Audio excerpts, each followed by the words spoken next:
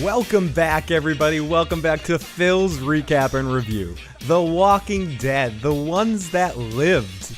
Episode 1, years. And it's been years since I've been out here talking about The Walking Dead. I'm not alone. Joe Dirty Locks will be joining me tonight in a little bit to talk about this episode. And of course, we have you guys in the live chat. And we also have the phone lines open, so feel free to call on in 781-990-8509 and share your thoughts on the new season or the mini-series of The Ones That Lived. It's interesting. It was an interesting episode, and I can't wait to unpack this. I'm going to talk about it a little bit here before Joe joins us, and then we'll see what Mr. Sunshine, Joe Dirty Locks, has to say about this episode. But so far, looking in the poll, people seem to be feeling this episode, and I do think right off the bat, it's great to see Andrew Lincoln back playing the character of Rick Grimes. He creates a lot of gravitas on screen, and you can see the budget, the upped budget for this series. I must admit, I haven't been keeping up with the whole Walking Dead universe thing, but I do know there is some sort of crossover with the characters that we met in tonight's episode and some of the information that we got with the bombing that connects things. We get a really big thing that happens right at the beginning of the episode with Rick that brings something kind of cool with his attack. You know, Rick gets a new action figure attachment for his Inspector Gadget hand, which is pretty cool. But there was some really good acting in this episode, and there was some really good visual effects and visual scenic kind of stuff, the way it was all shot and put together. But really, Andrew Lincoln put in an amazing performance in this episode. I'm not 100%. There was a couple of snuffs in my up, I guess, some things that got me here and there in the episode, and I'm sure we'll unpack that with Joe. But just to kind of get off the bat, there was a little bit, especially at the beginning part of the episode, with exceptional amounts of exposition as my camera just went down. So like if right now this is what the camera actually looks like. I have to get up and fix that in a second, but there was a lot of exposition in this episode. It's like, everyone got that, you know, you got that. I think I pronounced the word incorrectly there, but you know what I mean. And I'm not saying that's necessarily a bad thing, but they needed to do that at the beginning of the episode because there was a lot of stuff to kind of just catch up on. But at times, some of it, and we'll get into some of the questions already that we have in the live chat. Feel free to throw all your questions in the live chat, or you can text in that number or call in that number, 781-990-8509, to share your thoughts on this first episode of The Ones That Lived.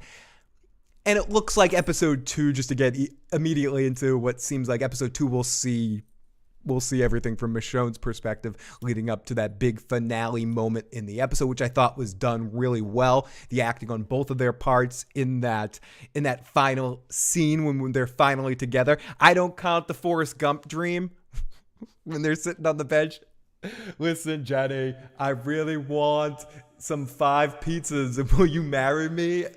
I know I'm a smart lady, but it was really awesome to kind of see them together, and I appreciate that. And we'll get into a little bit more on what those dream things meant, if anything, as I'm just throwing shit around. I don't know if you can hear things banging around all over here. I'm having to restructure my setup here because the camera fell down. But let's see now. I think I fixed it. Let's see. Oh no, I didn't fix it too much. Oh no, I'm falling. That's better. Hi, everybody. Welcome. Jenny, you sure are a smart lady. Thank you, everyone, for tuning in here. We got to start over here with The Walking Dead, as we haven't talked about this in a while. So anyone that's joining us tonight, we really do appreciate that. And we appreciate you coming on in here and joining the fun to talk about this episode. And let's see who we got in the live chat. We got Sonic, your boy. We got John Haymaker. We got The Walking David. We got Luna. Luna asks, do you think there were equal parts showing and telling? Like what happened in the last 5 years with Rick. Does that work for you? That's one of the parts of the episode that didn't necessarily work for me completely. I think the best part of the episode ended up with the end of the episode where we were already sort of ingrained into Rick being there, and they stopped telling us what was happening or what had happened, and we start to get into actually shit happening with Rick. I thought that was when the episode got really good. Maybe even the last half of it, from the point where he tried escaping through the sewer and then changed his mind, to the end of the episode. I thought that whole section, from the fight that they had and the scene between the two of them, was all done really well. And then the end of the episode with the helicopter thing, I didn't see that coming. And then the reveal with the Michonne stuff at the end too. I thought that all were my favorite parts of the episode. The beginning, I appreciated. I appreciate what they needed to do. There was a lot they needed to cover there. If this is just going to be a 6-episode thing that they just bang out, there was going to be some skipping of time. But I feel like at points in the beginning half of the episode, it was a little montage, exposition, dialogue, voiceover kind of thing going on, telling you what happened. But we'll break apart this episode and see how much that's my perspective on what happened and how much that's the reality of what actually happened in this damn episode. Oh, shit, that's too close. You don't want to look at me that close. Oh my goodness, that's horrible. Let's see what you guys in the live chat had to say. Oh, The Walking David, thank you so much, buddy. You are one of my shit buddies.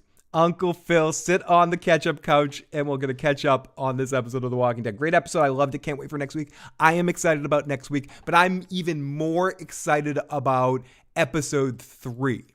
Because next week, I assume, I could be incorrect about this, and I know people have watched episode 2. It is out there and was leaked in full. I don't think episode 1 was leaked in full, but episode 2 was, so be careful out there if you're conscious of that. I got to thank The Walking David for making me aware of that to make sure I didn't bump into it. But the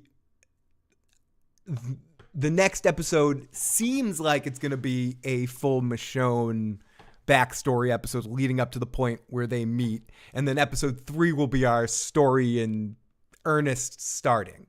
At least that's the vibe I'm getting. Maybe next episode won't be a full episode of Michonne, and it will be intercut with Rick and her reconnecting, Rick finally finding out about RJ, and some more information about that and connecting the series to a certain extent.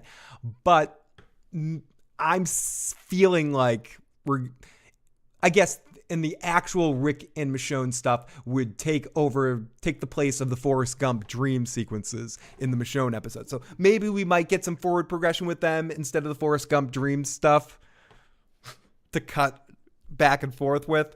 So it is possible next week might get some forward progression, at least in Michonne catching Rick up on the events that happened in the Walking Dead proper series.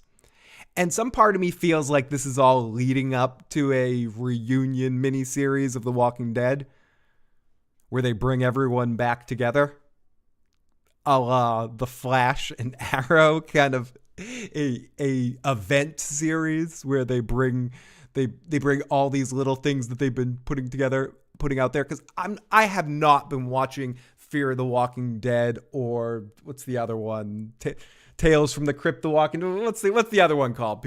Walking Dead fans, let me know. But I do kind of feel that coming. I feel this all being wrapped together. And maybe Locke from Lost will be our villain. Great episode. Can't wait. Nice to see you again. Good to see John Haymaker. Thank you, everyone that was checking out Teflon TV's stream earlier about the series. I was going to call it Constable Odo because I looked behind me. Constellation on Apple Plus. Good series. Check it out if you haven't checked out Teflon TV's coverage of it yet. Make sure you check that out. I was on the live stream earlier over there. Rick is back. It's been a long time since I've seen Luna. I know you guys. I haven't seen some of you in minutes. Rick equals Assassin's Creed. It was just amazing seeing Rick on screen doing his thing. Andrew Lincoln puts his whole all into it, and it's good to see him working with some better Walking Dead material. Everything kind of was top of the line. I do feel like, and Joe may come in here and change the tone here, but I will say that this this episode alone was better than the last 3 seasons of The Walking Dead. It just seemed better. When I'm saying the exposition thing, like that's a difficult. They're in a difficult position. Not like they need my forgiveness. I'm forgiving this goddamn episode. But there was a lot of these moments where it's like everyone got all that, but yeah, of course. And we will get into that in the episode, but you needed to do that unless you wanted to do webisode previews leading into this series or something like that, which they didn't necessarily do. So instead, it was a very Lord of the Rings intro kind of thing, because the Lord of the Rings series does that as well. But it pulls it off. You need to do that in the Lord. And I think you kind of needed to do it leading into this, but it took up a huge part of this episode. Getting to the point where I think there was one line of like, welcome to the CRM. From that point on, the intro section was over with, but then they did more of it with backstories. Even towards that final scene in the episode, instead of seeing, they skipped a year ahead of time or whatever, and he turns to Rick and says something like, "You haven't been talking to people lately, Rick." Yeah, I don't know. Rick Assassin's Creed, you call that a radar screen. Insert Austin Powers, Basil looking at the camera and telling you to enjoy yourself. Much easier to understand than Constellation. Oh, run for it, Jenny. Great to see Jay in the live chat too. Just when we thought The Walking Dead, just when we thought we were out, they clubbed me back in. Oh my God. Shrimp pizza, shrimp gumbo. So many great lines in Forrest Gump. Sorry, I was about to just stop and start quoting Forrest Gump. When Rick and Michonne saw each other, I yelled at the TV, "You better not fade to black." And it did. Exactly. To me, that's the point when the series is starting. I know you got to lead up, but I already feel like things are on a very quick pace.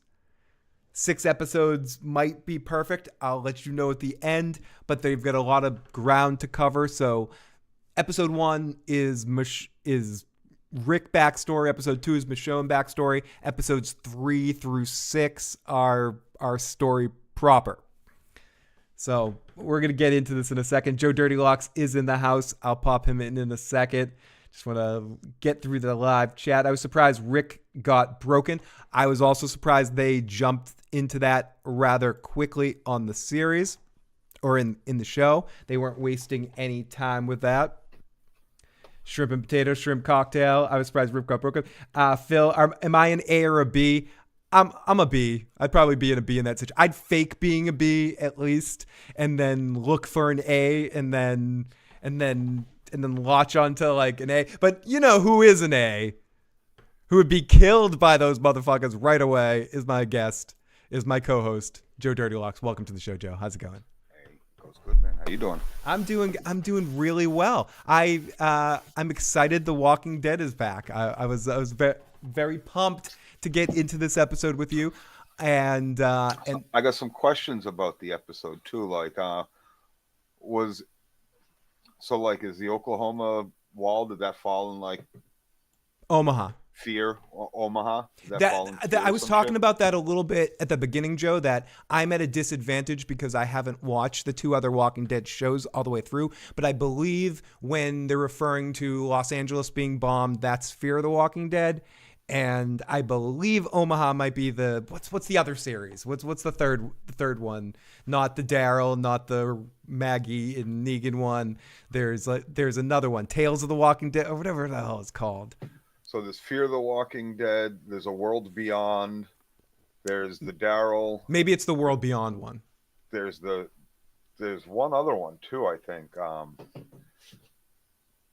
Aside from like the New York, the Negan one. There's the Negan, the Daryl, the original, the Fear, Negan is the city one, Dead the City World or whatever. Beyond, and then I Walking think Dead there's one Beyond, more. Sonic your boy says. Omaha Bridge is falling down, falling down, falling down. Luna says she misses Joe's rants. I'm not sure if we're gonna see Joe's rants this early in the process, as we know, Joe needs to get invested first, or What makes you think? What makes you think that I'm not already there? I don't know. I'm curious of your thoughts, because I didn't hate all of this. I like the second half of the episode of what I was saying earlier. I like how this episode ended. But the beginning half was a lot of telling us what happened. But I thought it looked good. Andrew Lincoln was kicking ass from an acting standpoint. It's great to see Rick doing his thing again. Joe, what are some of your thoughts? I've been talking for 15, 20 minutes here. What are some of your thoughts on this episode, or initial thoughts? Initial thoughts. Dream sequences, right? Oh, the Forrest Gump dream sequences. Right. Then there's a lot of things that I want to. Don't worry, we're gonna break apart this episode beat for beat. Like, I don't know. They yada 5 years, right? They did at the beginning of the episode. They definitely yada. They did the Lord of the Rings extended yada intro. This is The Walking Dead X2 Electric Boogaloo. Never underestimate Joe Dirty Locks. We got a voicemail from the Walking David. Walking David will definitely be joining us at times within this season, jumping on to share his thoughts on this as well. And make sure you're following the Walking David on TikTok and on YouTube and all those other places to make sure you can see David's thoughts and his impressions on this season. Literally his impressions on this season. Joe is busy cleaning up the glass off the floor from throwing a shoe through the screen. I don't know if Joe's to throwing the shoe through the screen level quite yet. I don't know if you're necessarily wrong about the shoot through the screen. Oh, I mean, no, maybe. Listen. I can hear you. I got to go get a refill my drink. Go. Why do you not just, I don't know. I want to just talk about all the what the fucks throughout the whole thing. Like, I know Rick's not a bad guy, but like, he didn't just leave. Like, he sees the woman there and the little girl, right? Like, I don't know. I'm like, just leave.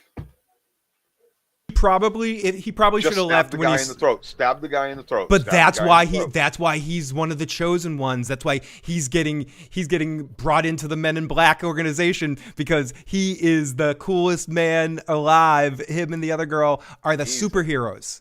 They're Jada saved him by saying he was a beta. They're the best of the best, but they're the best of the best. That was one of the how much of an alpha he is. He even led Jada into like helping him. That was one of the cliche parts of the episode when the commander brings him in and goes, "You guys are the best of the best. You're gonna fight the aliens for the Men in Black." You know, like brings them in. You two are gonna change this from the ground up, and we're gonna put you in command to do a little covert operation. I mean, I will say that the performances in this episode, for me anyways, were very high end. I thought everything looked really good. And you could tell the episode that they spent a lot of money on this episode. You can tell that they put more time and energy into just the way the walkers looked. But silly things like, did they only have the fire in the walkers so Rick would have something to cauterize his arm on at the beginning of the episode? Yeah. But I don't know. They're what, setting off napalm bombs, or yeah. Like they have incendiary traps out there. Whatever. Like, there wasn't another way to to get out of that. Like, you don't see, like, how about you just kill the guy and take the thing off his hip? That worked as well, though. Oh, we get some voicemails coming on in. Thank you so much for people calling on in. We'll maybe open the phone lines in a bit for calls, but for right now, calling in and leave us some voicemails. I just made it so we'll go right to voicemail right now. Jada sacrificed her hair in order for the CRM to take Rick. What do you guys quick take? We'll talk about that at the end. Sonic, your boy, remind us of that. We're going to do a whole show preview on season 2 of The Last of Us stuff, casting notes, a couple of casting notes obviously Abby's been cast. They also cast Catherine O'Hara in some mystery role, which should be interesting. So Joe and I will definitely do a whole show on Last of Us Season 2 preview as we get a little bit more information. So the episode looked great. Andrew Lincoln is awesome. Some fun editing in the first half of the episode, Joe. But editing was fun? When he was sort of having flashes and they quick, like through the flames and the fire and the like quick cuts that they were doing to have some of the flashbacks from you see the chopper, you see Jadis, you see him being brought in, the way that they kind of string that stuff together. Where I am with you is the dream stuff was Kevin Finnery Sopranos level stupid. It was stupid. The dream stuff was Forrest Gump, Kevin Finnery. It was stupid. Joe, will you marry? Fucking time.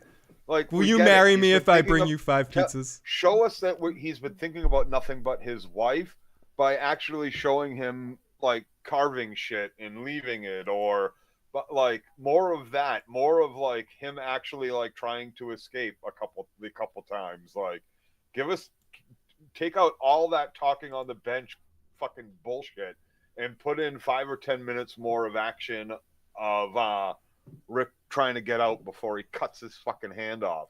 Let us see exactly how futile it has been for him, and not that like, oh, he said he gave it a few shots and now here he goes cutting off his fucking arm, because in the comic books he's only got one arm, so we got to make sure that happens. Don't forget, he's got one arm. See, look, everybody, we gave Rick just one arm. We're listening. They're listening. You know, they like, did something. Bullshit. We could have gone without Rick ever losing that arm. No. I mean, it's interesting that he lost the arm and then they gave him back something. Like, how many characters have lost an arm already? Kevin Finnery drives the Lexus. Luna completely agrees with you. Rick equals hail to the King Evil Dead. Rick is going to get a chainsaw hand eventually. Click, click, click. Last of Us. Walking Dead 2. Electric Boogaloo. Thank you to everyone that's joining. Like, I would seriously, like, let me near that fucking writer's room and watch me scream at the first person who says, I got this idea for a dream sequence. I would walk across the room and smack Finity across the fucking face if that was him. Really? You're trying to ruin the comeback. Joe, you're trying to ruin it. You're trying. Don't show us in like this fucking dream sequence shit. Show us how driven he is and why he breaks. Not like, okay. You know who's back on this one, Joe? It's like, who? Did you watch the end of the, like, on the, if you watch it on AMC Plus, you get a behind the scenes episode with our showrunner. No. I turned it off as soon as that happened because I wanted to get over here to the computer. Fair. But do you know who's back, though? This is Gimple again. I saw it at the beginning. Yeah, this is all Gimple here. I saw it at the very beginning. EP, Gimple. Yeah, fuck you. He's back. He's back. That's who it is? I don't even know who this Finity guy is. No. Kevin Finnery. Smack Gimple. Kevin Finnery, I was just saying, is the Soprano episodes when spoiler for the Sopranos, when Tony is in the coma and he's. I've talked about this a few times recently, actually. And I feel like this felt like that. The only dream sequence that works in the Sopranos is the Big Pussy episode, because it's fever dreams. Oh, with the fish. Shit gets done, and you're kind of left wondering, did this happen or not? Because of the fever dreaming, right? But it does happen. And so you know that it's not all. That's like the only time I've ever been like, it works. And even then, seriously, Gimple, what a fuck. Like, you had to put in the Forrest Gump. How about I bring 5 pizzas next time? Yeah, 5 pizzas will marry you. Like, just as long as one of them motherfuckers is pepperoni. I mean, and you, dude, motherfuckers bring. Do you Domino's feel or what, like Little John's or some shit? People ain't even bringing those Santapio's goodness from like the early '80s or the mid '90s or some shit. No, this motherfucker's bringing fucking Peyton Manning stale ass crust fucking covered shit. Little Caesars shit. Gimple gave fucking Noid, dude. Gimple gave us his full title. Almost sounds like the Joffrey title. Everyone, thank you so much for joining in. If you haven't already, hit that like button and share this out so we can get even more folks in here. But we do appreciate anyone. We're starting over here talking about The Walking Dead again. So we appreciate even if we have, 5, 10, 20, 30, any people in here tonight. We appreciate you guys checking out this stream. And okay, so we get this whole flashback stuff. At the beginning here, we get Michonne blowing up the bridge. Sad. We see Jadis. We see some shit. Rick looking for... okay, so what I feel like I liked about this episode at the beginning, Joe, was, again, like I said, some of the fast editing. I do like the end when they finally brought Michonne, but I don't feel like the episode really started till after the fight between Rick and what's his name? When they had that fight, from that point on, the episode was actually, we're moving along with the plot. Everything before that was, hey guys, we got to catch you up. We got to catch you up on what happened. Let me pitch something to you, Phil. How about pizza pockets? Pizza pockets? No, I'm not pitching pockets, baby. Here's my pitch. 1 year later, opens up. 1 year later, right?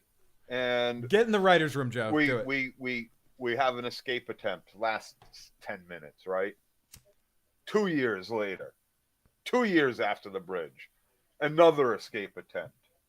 Right? 3 years after the bridge, breaking fucking hard rocks, hard labor. 4 years after the bridge, fucking another attempt. 5 years, he's finally approached or some shit. Right? Cuts his fucking hand off before he's approached. Like breaking more rocks or some shit. Like, we need some Joe pitch music. Keep going, Joe. Like anything. I don't know. You know what? 1 year later, opens up and Rick's got a new wife and kid. How about that?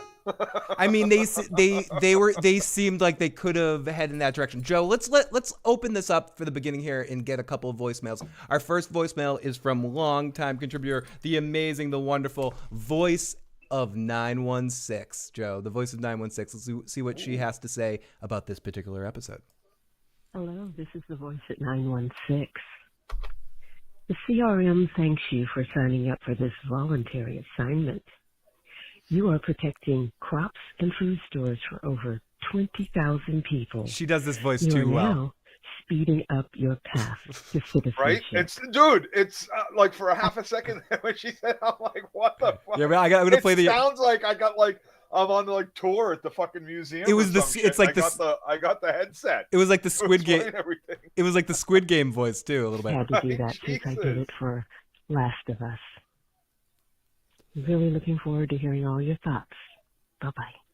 Voice of 916, thank you so much, as always, for calling on in. We got the walking David. Let's see what David has to tell us.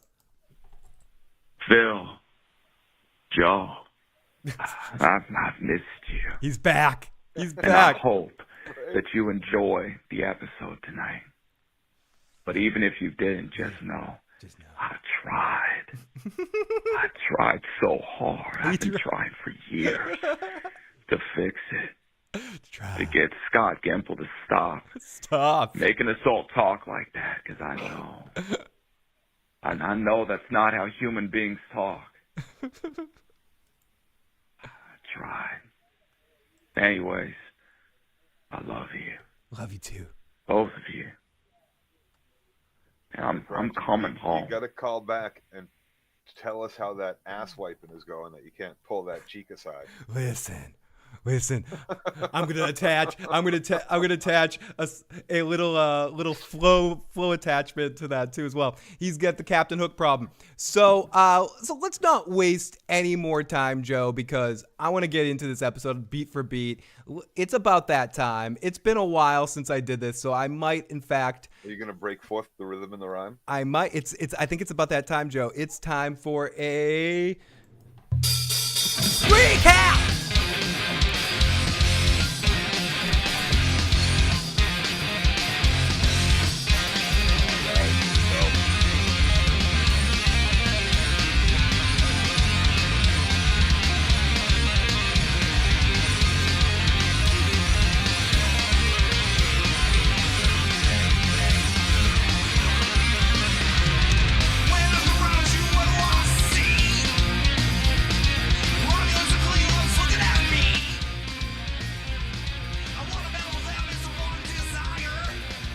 Okay, let's get into this, Joe. Oh, finally. Finally. Let's break. Finally happened, Phil. Rick is back. He is. Rick Grimes is back, and I'm not back yet, Joe. I'm not back. Wait. Let me pass this over to Joe. Not back yet? No, not back yet. No, Rick Grimes isn't even back yet, man. I'm not sure. I'm pretty sure he was forced into this because I just wasn't feeling it. Come on, Joe. I actually thought. In all honesty, before you've heard my initial takes. In all honesty, I thought there was a lot of good aspects about this episode. I really did. Me too. Like you said, it looked good. It looked. I don't want to say clean because it wasn't like that's not really what I mean, but like it felt like the filming, they took care. Visuals were a little bit up from even the Daryl series that took place, or is taking place. I didn't watch, one second. I didn't watch Maggie Negan. Yeah, on my way up. Thank you. Kyle. We got Joe. Kyle. We'll get Joe out here while he figures this all out. Okay, so we open up on a. You back, Joe? Yeah, I'm back. So yeah, I before I get too far into it, you got my initial take. My initial take. There's a lot of things that you're gonna hear me want to fucking rant about as we go through this, but like I said, there's a lot of good things about this that even the other series don't feel like. And then you said something, and then I lost where I was. All right. But I think I rewound my brain too much there. No, that's okay. I feel like what really brings it up too is just Andrew Lincoln. Like, I know you're joking about, someone's holding a gun to his head, but he feels like he's excited to be back playing this character again because he has charisma on screen. He brings something. Well, what else has he fucking done? But that's the thing. Like Michonne, she's done a lot of stuff. She obviously has a lot of star power, and she fills up a screen really well. Andrew Lincoln does too, but I haven't seen him since Rick Grimes. I'm sure he's done some stage work. He's done some stuff. When he first left, he did. I don't know if it was filmed, but he's great. It's great to see him again. The Walking Dead, but there was a prequel to a series called Strike Back that he did, and I'm not sure if it was like before the end of The Walking Dead or right as soon as he left The Walking Dead. And aside from that, I haven't really seen him in too much other stuff. I did hear mention, like you said, something about stage, but I don't know if that's just me making shit up from a dream. I'm assuming he's done stage work. Whenever I don't see an actor, I just assume they're doing the stage. And that's very much unlike Michonne, who had a lot going on for her. Yeah, she has she's been in the Marvel machine. Ultimately, both of them owe their star power, whatever it is or may be, to The Walking Dead. Right? Michonne was nobody before this, as far as I know. Andrew Lincoln was pretty much pretty obscure as well here. Yeah, I didn't know him from anything. I didn't know him from Adam either. The only person I didn't really know anybody except for Merle and I knew Lori. Daryl. And I knew Lori from Prison Break. Right. Well, Lori too. Lori was also from something else. And we knew Carlos. Who's Carlos? Good. Right? Who's Carlos? Good How I Met Your Mother reference, Katie. Yeah. Rick's Phil's got loving kids. That reference. Okay. Phil's loving that reference, Katie. So we open up in a Rick monologue. Good call, Katie. I tried. He's watching a TV. We get a flash forward for the beginning of part of the episode, and they could have just started here and solved this all in sort of one Phil, they should have just started like I said. You didn't tell me about my pitch. What did you think? My pitch against the pitch that fucking went down.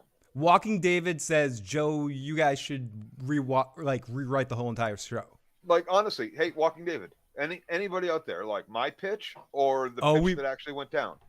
Like, seriously, I want to know, because, like, do you want to see why he's a broken man, or do you want to hear him narrate a little bit about it and then, like, dream bullshit sequences to show that more days have gone by or some shit since I don't know. Like, I can understand theme wise what they were doing with the dream Forrest Gump stuff. What are they doing theme wise, Phil? Tell me what they're doing to show that they're connected still, that Rick, no matter how much they were parallel. Wait, let me finish. They were paralleling him wanting to leave with wanting to dream in his subconscious, telling him that he has to stay in some way he could finally find Michonne. Okay, now That's how I interpreted it. Are you saying that like they're gonna have her do the same dream? Are they gonna be sitting on a bench That's in her that's dream? the question. In next episode, when it's a Michonne only episode, If they're gonna have the that's same where they're shit. going, which is the feeling I have the whole time. Me watching too, this a shit, little bit. Okay, and I'm saying like bullshit. Instead of that, we know what Michonne went through for 5 years, right? Which We don't know finally how led we her don't to know how she became a abandon we don't her know, fucking children. we don't know how she right? became a samurai and all that stuff right there. But sure, Who she's fighting with. yep. But like, and we know what 5 years happened before she left, right? Well, we know some of, and then why she They left. might not have dream sequences with her and cut that If with they her and don't, Rick catching up. I applaud them if they drop it here. They right? probably will. But I got that same sick feeling you do because this show loves, licks the assholes of TV tropes. They can't get away from them. That's all they want or feel like they seem to need. They're like, what trope haven't we exploited, or how can we exploit the same trope again? Now, I get that you have an audience, like anybody who was 10 years ago is 20 now. Maybe they haven't seen this trope on TV, but if they're 20 now or they were 10 then, they've seen it, right? And if they're 10 now, like hopefully they found better television to watch than this shit. There's right? better. Like, There's more like options. I'm suckered in for like, what are we going on 15 years now? We're pot committed now, Joe. But the truth of the matter is, there's just more options right now to watch. So I hope they don't do that, but I want to know if you want to see what he goes through to make his transformation, to cut his fucking hand off, to be broken and say, I'm going to stay, after he tries even to cut his fucking hand off, to the point where he's got glass to his neck, because they didn't make me feel like he was at the point of suicide at that. Or the first time they show it when he holds the thing up. Okay, how did Rick Grimes get to being to the point of wanting to really suffer himself harm and cut his throat? Right? They don't even show you that he's already cut his hand off at that point. We don't even see that, but they come back to it like that happened in the interim, right? So the thing is, or happened, but like it just doesn't. No, they tell it feel right, and you don't feel like he has this great sense of I have no more hope left. It's over. Luna says it well. They tell us, they don't show us. Let's get in the live chat a little bit here, Joe, and don't forget John Locke. Oh, we'll talk about John Locke in a second because the show. Let's hope the show doesn't forget about him. But Luna says, "Show me, don't tell me." John Haymaker says they should do a fast forward where we find a cure to the virus and all the zombies are dead and they start to rebuild the world. Walking David says, "I like the idea of him trying to move on or even go as far to have a new woman or child and run into Michonne. The conflict and drama that would cause, that would be real." Sonic, your boy, which dream sequence is better? The dreamer, Old Man Rick, all the way. Like a guy getting out of prison to find his wife has moved on. I didn't get the vibe that Rick was moving on to another woman. Same Luna. I didn't get that vibe either. Sam Marie, where can I watch in the UK? I highly suggest some online situations. So, just so you know, Phil. Emergency pizza. Yep. This was delivered by Rick Grimes. A little while ago. While we were talking, I put it down. I forgot to say something. He owes me 4 fucking more. Thank you, Rick. If you want Joe to marry you, you need 4 more goddamn pizzas. But in the UK, Sam Marie, I would say TV Duck channel 131 makes me think about what to do. But do some searching and you'll be able to find it in some of the usual spots. I didn't say any of that. Dwarf Burger Swamp Bear, great to see the wonderful dwarf in the live chat. I agree, Devin. They're leading up to the Arrowverse crossover Flash show with all the shows coming together for one big series. Andrew Joe spitting hard facts 100%. Thank you, Andrew. Break the glass for pizza. Oh, I know, Luna. Joe, if you need to take a 5-minute pizza break, I know you can eat fast. I'm still. You know what's in this, Phil? Remember the thing that you gave me the last time I saw you? Oh yeah, good. Or the second to last time. Good. this is what's going down in this cup, along with some pineapple and some orange. Perfect. So, Perfect. I'm glad I have I got a more. little bit more of that to do before this goes in me. Fair. I have more for you as well. So let's keep going into this episode. So we open up the Rick monologue. I tried. He's watching TV with a fire on and he's staring out a window. I didn't really get what was said. Speaking of which, hold on. I'm sorry to interrupt, Phil. I'm sorry. That's okay. The alcohol has gotten to me a little bit. No, I really do apologize. Don't apologize. But we'll be here a while. It's fine. But there should be, I should have said something first that I shouldn't have drank in this much before super chat donation came in. But no, fair. Times are tough. We don't expect super chats. I mean, I don't want to say something. Don't say anything, Joe. I'm not going to say something. Don't say it. Okay, so again, we open up in a Rick monologue. He tried, and I tried too, Phil. Just remember that. I tried. No, I appreciate it, Joe, but don't try. But who tried? He tried. He tried. I've missed you. He missed us. And I hope that you enjoy the episode tonight. I hope. You know what, Rick? But even if you didn't, just know. I actually did enjoy the episode. I'm going to say this. I'm going to drop the fucking tried scenes right now. He tried. I was on the edge of my seat. I noticed a couple of times. I had to go to the bathroom a couple of times too, Joe. Santovium. Right. It was to reach over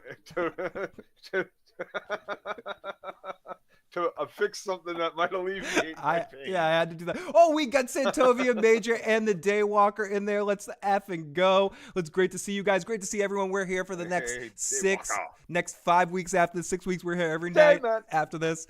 I'm going to make it. We're also going to be covering the show Shogun coming up this week. So we'll talk a little bit about that. I cannot wait. Well, I don't want to get you sidetracked. I cannot wait. I will suffer through 100 hours of this shit to review that shit with you.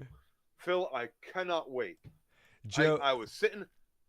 I'm sorry. Oh no, keep going. I was sitting at home. I saw that preview real quick. I was like, the funny thing is, it's the furthest thing from my brain, and I'm sitting on the couch, right? This was at least a month ago, maybe a month and a half ago, right? Furthest thing from my fucking mind, and I see a samurai running around the stage. Running around the screen, and the first thing I fucking said is, "This Shogun? Is that Shogun? Is this a Shogun remake?" And then fucking boom, they were like, "Shogun," and I was like, "Ah!" And so I rewatched the original fucking Shogun, and it's The Walking David, man. It shouldn't have been you, but you know what? I love you, bro. Thank you.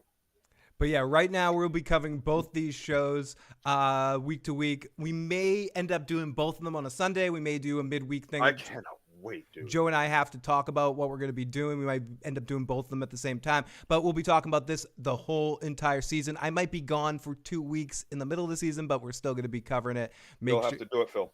Make sure we'll check it out. I'll talk to you a little bit about that. Where are you going? I got something if you need it to help me do it from the road. Let's talk about this. We'll talk about it off air. All right. Okay, we get the Walking David with the super chat donation, showing the love for my buddies who have missed. At least this show brought us all back together. We are the ones that who rant. Love you guys. Love you, the Walking David. Let's toast it up to the Walking David. We are the ones that rant. Toast to you, my friend. Dev, so excited for Shogun. Maybe Dev can jump on in on one of our cast as well. So I'd love to watch the original. I'd love to fucking Jesus. I wish we could get it together tomorrow night at 10 o'clock. Do a live watch of 6 hours till the morning. Oh my god! The original. The original. Just because have you seen the No, original? I want to go into this thing naked. So let's. I want see. Let's I would wait. love for you to go into this. Is just from the first preview. Just from the first fucking preview. I can tell you. I don't want to get too sidetracked on this. We'll have plenty of time to talk about the series next time. You're right. So let's get about good TV. This is about good TV. We're talking about the Walking Dead. This is about the Walking Dead. Listen, Joe. Let's look at it. We have a poll tonight. And did this episode of The Walking Dead, did this episode get you excited for The Walking Dead again? Dude, and was it good? Not right. No. It wasn't good. Close that poll. It wasn't good. Do not close that poll. I'm not. I'm not right now. It's 40. Oh wow, the not sure yet is Then, hey, everything's I will catching up. go with either of the bottom two, even though I did cast a vote. Either of the bottom two is acceptable. But here's the thing: this is a misleading poll, Phil. Why is it misleading? Don't brag on my poll. Back to form. What is the form it's back to? Season 1, season 2, season fucking dumpster? Form. What show? Form. What show is this? Joe, we haven't even gone through the first 2 minutes like of the show. Saved by the Bell form? What do you? Or is it back to like? What are you talking about? Like Saved by the Bell, the college years? So it's a little bit misleading. Is it back to form? Kinda. Oh my goodness! Like depends on what season you fucking pick. Not sure yet. That's an acceptable answer. You've seen one episode. How do you know if the whole thing is back to form? Are they going to continue this dream fucking thing? Is Michonne and him going to have shared fucking dreams? Like, are you serious? They're psychically fucking connected across the fucking continent in their dreams, for fucking Christ's sake? Is that where we're going with that? Okay, so, hey, not sure yet. Or, seriously, Phil, what kind of fucking poll is this? That's my 8% right there. And thank you, our good buddy Tim, who funny, the same day that you said we're definitely covering the series, said that you guys covering Shogun. So yes, we are. We'll absolutely be doing I can't wait. Okay, so let's continue on here. I can't wait, English. Let's continue on to this. So we open up on the Rick monologue. He tried, Joe. I'm trying. You did try. So I'm trying. So Tovia, we've missed you too. We got Trace and G. I'm definitely excited for Shogun also, especially after watching Blue Eyed Samurai. Joel definitely. Oh, I love Blue Eyed Samurai. It's fantastic. Maybe that's why I was thinking about it, because I was watching Blue Eyed Samurai as soon as that dropped on Netflix. Was it Netflix? I don't know what fucking it dropped on, but as soon as that dropped, I watched it, and I told you, Phil, didn't I tell you? Did I tell you during a cast? Did we watch something? I said, watch that. It's the best anime I've seen. And I will definitely be watching it when I get Netflix. So it's speaking of what else I watched, I watched was this episode of The Walking Dead. Oh, wait, is that what we're talking about? Yes. I'm trying, guys. I'm trying to get him off into something good. So we'll have plenty of time for that this week. So he's watching a TV with fire on it. I didn't hear what was saying on the TV. He looks at his phone. He sees, what was up with the sketches of Michonne, the cartoon sketches on the phone? Was he Dude, he's a master sketcher. Was he imagining that? Like he went from the cartography in the dreams. If he gets like an errant scratch, does he throw out the whole phone? If he bleeds? Because it's like perfect screen.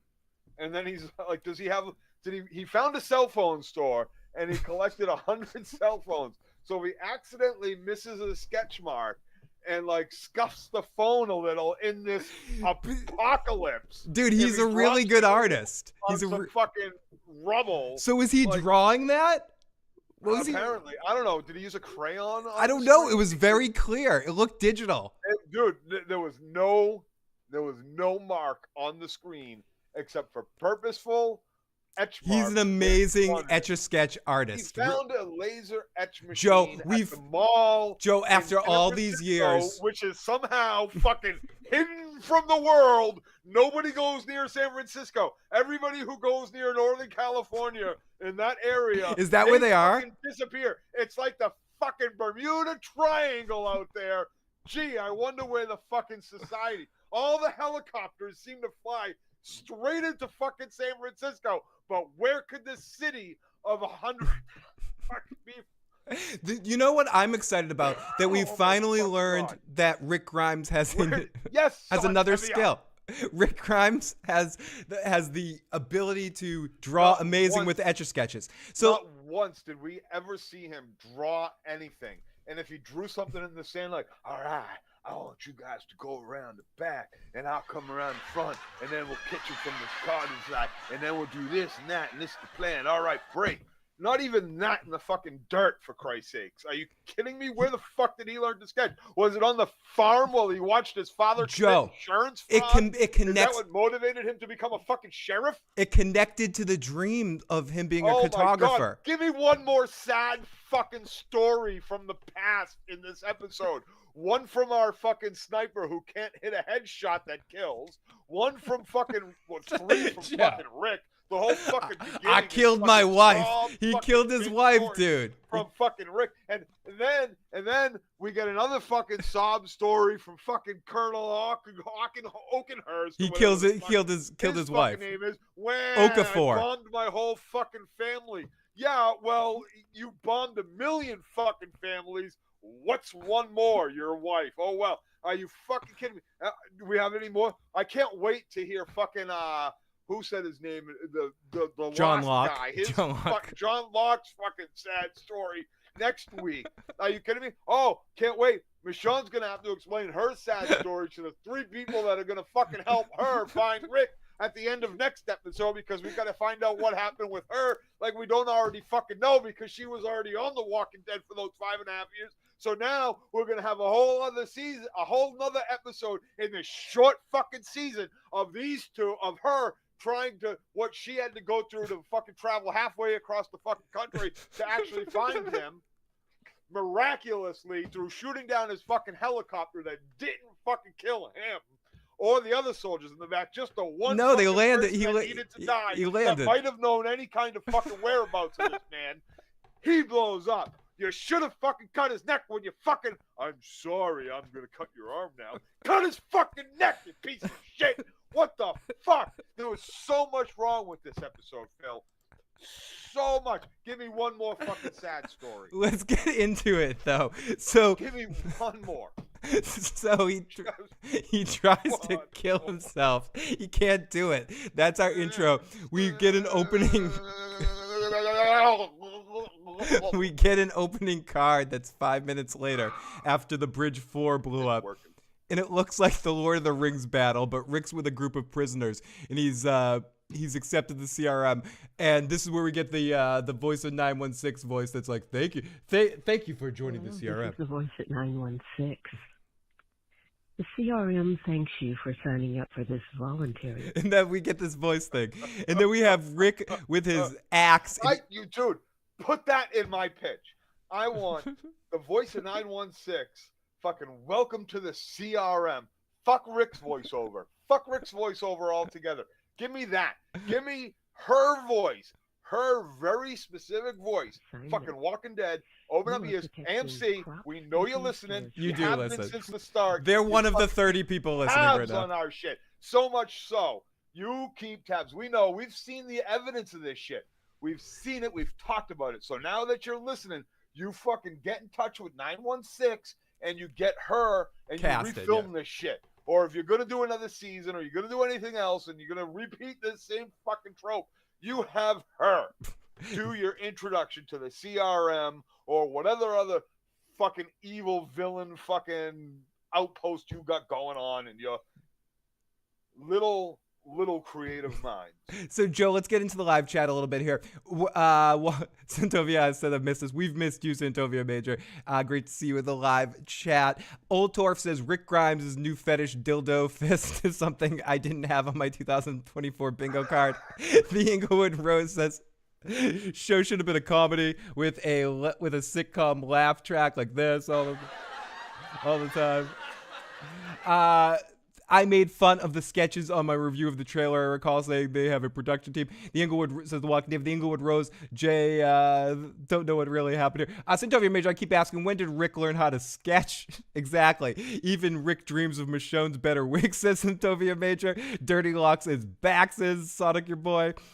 He is back. Tom P says, I'm so confused why Rick quit a super popular show that went to shit and came back after watching the original go to shit to no one will watch it. Do you know what? It's very akin to Luke Perry leaving 90210 and then coming back to 90210 because I don't know if Rick Grimes left because he just thought the show was shit or he went to try to do other things. I think maybe he just didn't like where the direction the show was going. Joe, I'll call on you. Joe Dirty Locks. Mr. Carter, I know. Luke Perry went and did something very specific to show his distaste for the 90210 American Strays universe, which was a brilliant movie, and his entire character is an indictment on Dylan McKay. No, on Dylan McKay. Fair. Thank you. Fair. Thank you. So and it was him very specifically. I feel like it was a thing, and you know what? Just like, Dylan, you may be the hunk of the fucking apocalypse or 90210 doesn't mean you're going much further away from that. So let's continue here with the live chat. I want to catch up with the chat here. It's bad when Joe gives you an angry ghost blowjob to the show. Yes, David. Wait, it's not bad. It's good. It's a compliment. Betrayed King says, dude, you would love to get an angry ghost blowjob from me. Everybody would. Betrayed King, great to see you in the live chat. So what are your thoughts on Gimple, Joe? Is it great to have Gimple back? Yeah, it's wonderful. Old Tarf, great to see Old Tarf. If Shane had lived, he would get a show like Rick. He does. It's called The Punisher. Rick quit to be with his young family in the UK. Fair enough. But he said he was going to come back, and here he is. And I don't mind 6-episode storylines in The Walking Dead, things that are more if they don't waste their time on benches and dream sequences. The dream sequences aside, do you not know? They needed some of the backstory. Aside, no aside, because do you not know Rick Grimes? Do you or the audience? Does the audience not know? But we don't know what Rick Grimes has been up to. No. Stop. We don't know. What collaborate, and listen. That doesn't get explained in dreams. I suspect with the brain. So do you know Rick Grimes? We as an audience, you're hung up on this Forrest Gump dream. No, stop. As an audience, we know this character. We know him to his core. We know what motivates him. We know what drives him. We know what brings him to his knees. And all of those things are his family and the ones he loves. We know there is nothing that is going to stop him. We know there is nothing on his mind. We know that it is going to haunt his dreams until he gets back to that. We know this. We know this because he sacrificed his life when he blew up the bridge. In his mind, he knew he was going to die, but he didn't. Is that what that dude kept meaning when he kept saying you already chose? What's that? When the dude kept saying, you already chose. That's what he's saying? Like, Rick chose to kill himself? That's a little bit of it. But we as my point is, we as the audience, and maybe it's because he knows that, but how would he know specifically unless Jada said, I saw him? He knows everything. He knows about Michonne. He must know it because he knows everything about Michonne. But the thing is we know him. So we don't need these dreams. We know how he feels about Michonne and his kids. We know this. There is nothing he wouldn't do since the start of the fucking show to get back to his family, to be with his family, to protect his family and the ones he loves. We don't need dream sequences to explain this to us. This is fucking awful writing. I think it was about getting them on screen together. We don't need that. We don't need that. We had some Michonne. We had more Michonne after. We wanted to hear about pizzas, Joe. We had more Michonne after Rick. We did. Everyone got that. Anyway, but there's a point that it goes to that if we're going to do a focus episode on Michonne afterwards, that's not going to include these fucking stupid ass dreams. I'm hoping we don't need her in the first episode. Joe, I feel like in the second episode, what they're going to do is they're going to separate. They're going to stop those dream sequences, and we're going to get actual scenes with Rick and Michonne, her catching up, telling him about the child he doesn't know about, all that kind of stuff. But anyways, let's continue with this episode. We get Rick with an axe, and he kills a bunch of burning walkers to protect the crops. We get a nice recording, voice recorder of "Please remember not to die." Sounds like the Squid Game voice or voice of 916. Rick looks around and heads in, and he starts hacking zombies, and this looks really cool. All the red lights. It was a visually really like just a good visual for The Walking Dead. Some of the better than the last 3 seasons. Rick hacking away, but he gets too far. He gets tripped by the tether that has him, and he falls down as an axe. And he meant to do this. He says sorry, and he ends up cutting off his hand, like really right early in the episode.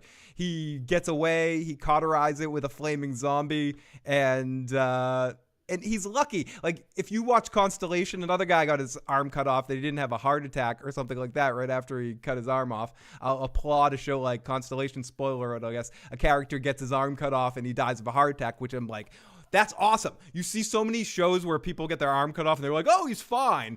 but I've only seen 2 shows that have actually shown someone die after that, which it's really fucking dangerous. Do that. 24 did it where someone died after they got their arm cut off, where you thought they were going to survive because they played with that TV trope that, oh, that's no problem. Just cut off someone's, cut someone's hand. Just cut off his arm. And cauterize it. They'll be fine. Yeah, he'll get through his arm with a axe that granted was heated up in a fire.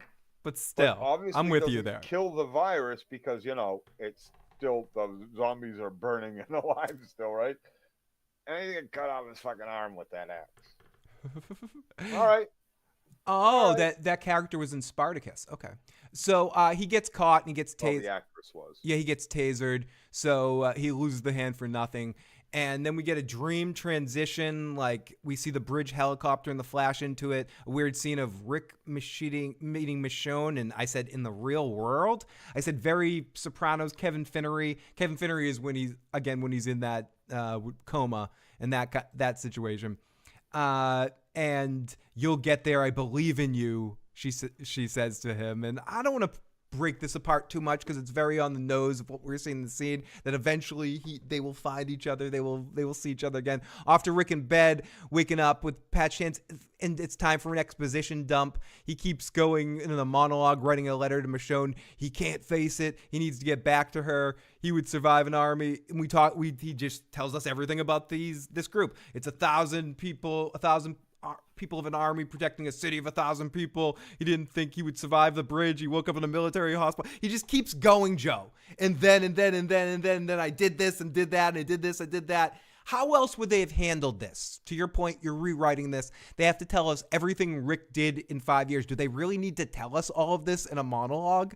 Couldn't they just do this Apparently they do. They don't know how to tell by show. They don't know how to show. They only know how to tell. Couldn't this just be like a thing that they released before the season, that like two 45-minute preview episodes that set up to I'm giving you an alternative perspective. This whole intro that Rick gives, the security, they rule everyone. The military rules around here. They don't know what the city does. The city in the middle, like all this backstory that we get that I think is necessary. Why don't they just release this as webisodes, like a 30-minute webisode or something before the season? Not enough people pay attention to webisodes. How about something you release on the AMC app or something? But so even that, not enough people pay attention to. A Telltale game. Igor, we got Igor in the live chat. We're seeing some old friends here tonight. I think that this is a good idea.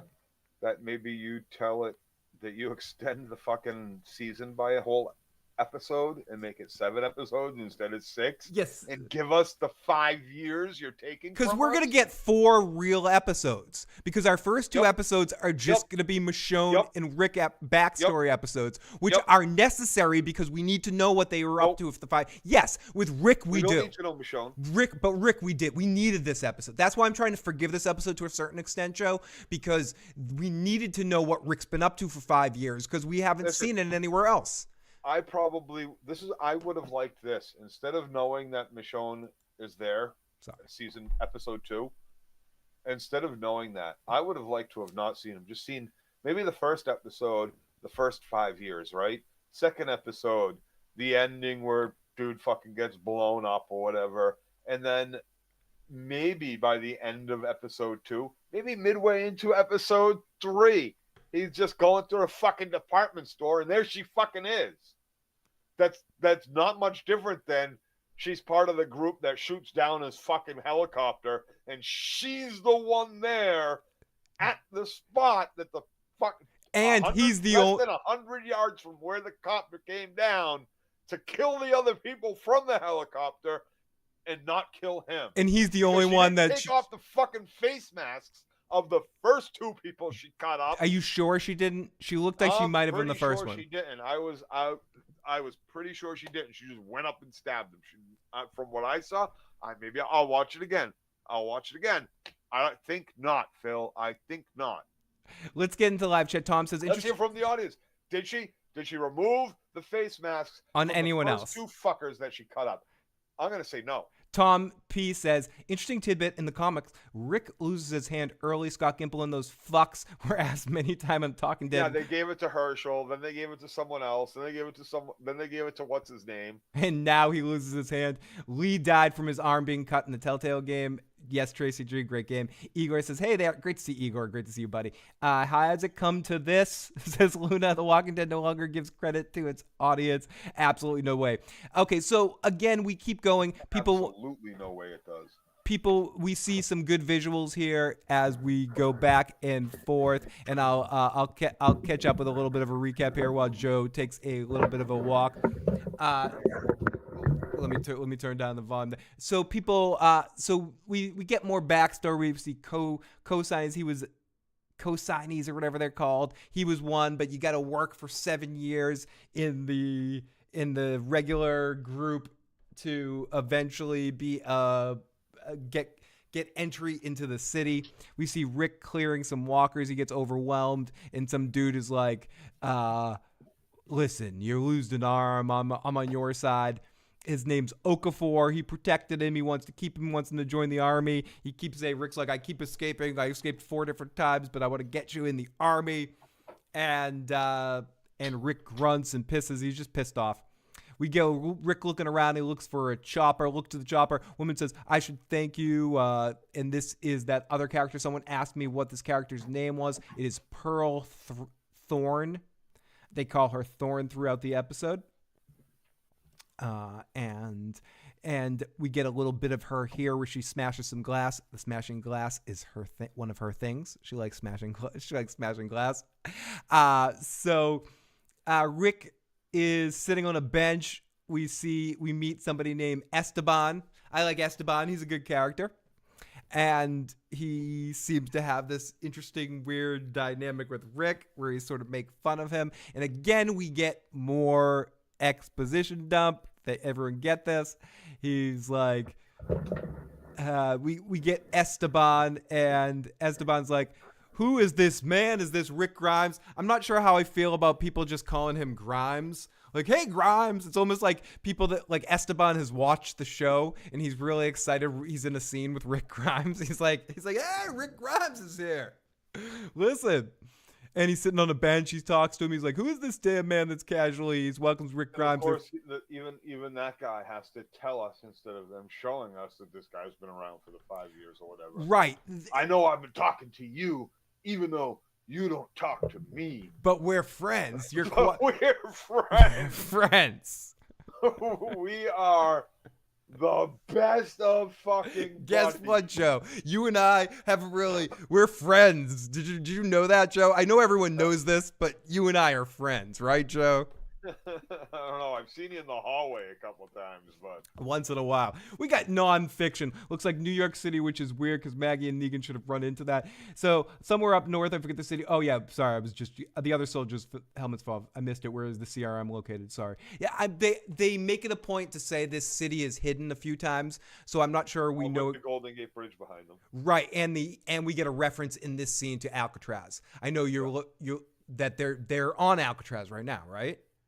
It seemed like they were either on Alcatraz or across the entire bay, and we just couldn't see it in the. Someone says they thought it was maybe Philadelphia or something like that too, but no. At first, when they were like, we have 200,000 people, yada yada, and then we were looking across the water. I was like, what is that? Like St. Paul and Minneapolis, like the Twin Cities or some shit. And then they showed the Golden Gate, or what? Did they show the Golden Gate? I'll have to watch again. I'm not sure. I didn't see that one. But it didn't look golden anymore. So Esteban asked to touch Rick's injury. He says, kidding. We get more exposition. For 2 years, you didn't talk to me, but I talked to you. Took a while, but we're buds now. That was just so bad. That was such bad dialogue right there. Hell of a couple of weeks. Years, Hey, months. months and You, years. you and I have talked for years, Joe, but eventually after playing basketball over and over again, we became friends. Yep. Even though we've never said a word to each other on the court or otherwise. Or even though one of us has never said a word. Santovia says, and we'll rewatch to make sure that they did mention being in Pennsylvania at one point in time. I will have to rewatch to see that. So it took a while. We're buds now. Dude says the city. I've been a co-signee for. I almost thought this guy was gonna die the way they were saying it. I'm at my final day as a co-signee. This is my last moment. Nonfiction. At first, my thought was Golden Gate, or is that the Brooklyn? I think that's the Golden Gate. It looks more like the Golden Gate than the Brooklyn, is what my thought was. And then when they showed the city again, I thought I saw a building with a slanted roof, like a slanted top. That could be, I don't know. I really don't. And in your tone, I sense you don't really care either. So, Rick. What's it matter now? He's and again, it's such a stupid situation too. Rick is like, I should get you a gift for graduating. He goes, gift what? A scowl? It was just almost like, again, he's watching episodes of The Walking Dead. Rick says thanks. They did say they found her in the Atlantic. I'll be right back, Joe. Philly. They were about to bomb Philly. They had already bombed Atlanta. They had mentioned another city or two. So I don't think they're on the East Coast. I think they were on the West Coast, because they also said they had mentioned the three cities, which is Omaha and Oregon, and then who the fuck knows. So I wasn't necessarily, I think outside of San Francisco, I was thinking they were in Oakland, but who the fuck knows.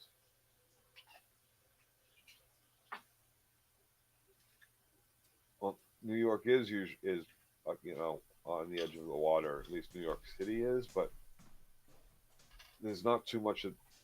I don't know. Are they in New Jersey where they're looking at the city? There's a lot of buildings missing. If that was New York City, Kyle, where did you think? New York City, Alcatraz, San Francisco. I got the impression that they were in San Francisco. Yeah, Kyle thinks San Francisco as well. What, across the bay in Sausalito? In Sausalito. I was thinking, Santa Cruz, Oakland. Yeah, Oakland because the bridge was on the right. The bridge was on the right. Oakland would be over there. Oakland would have been on the other side, so. Yeah. And had the bridge facing the other side. But there's a couple of bridges that go across there. Yeah. It didn't look like any of the bridges.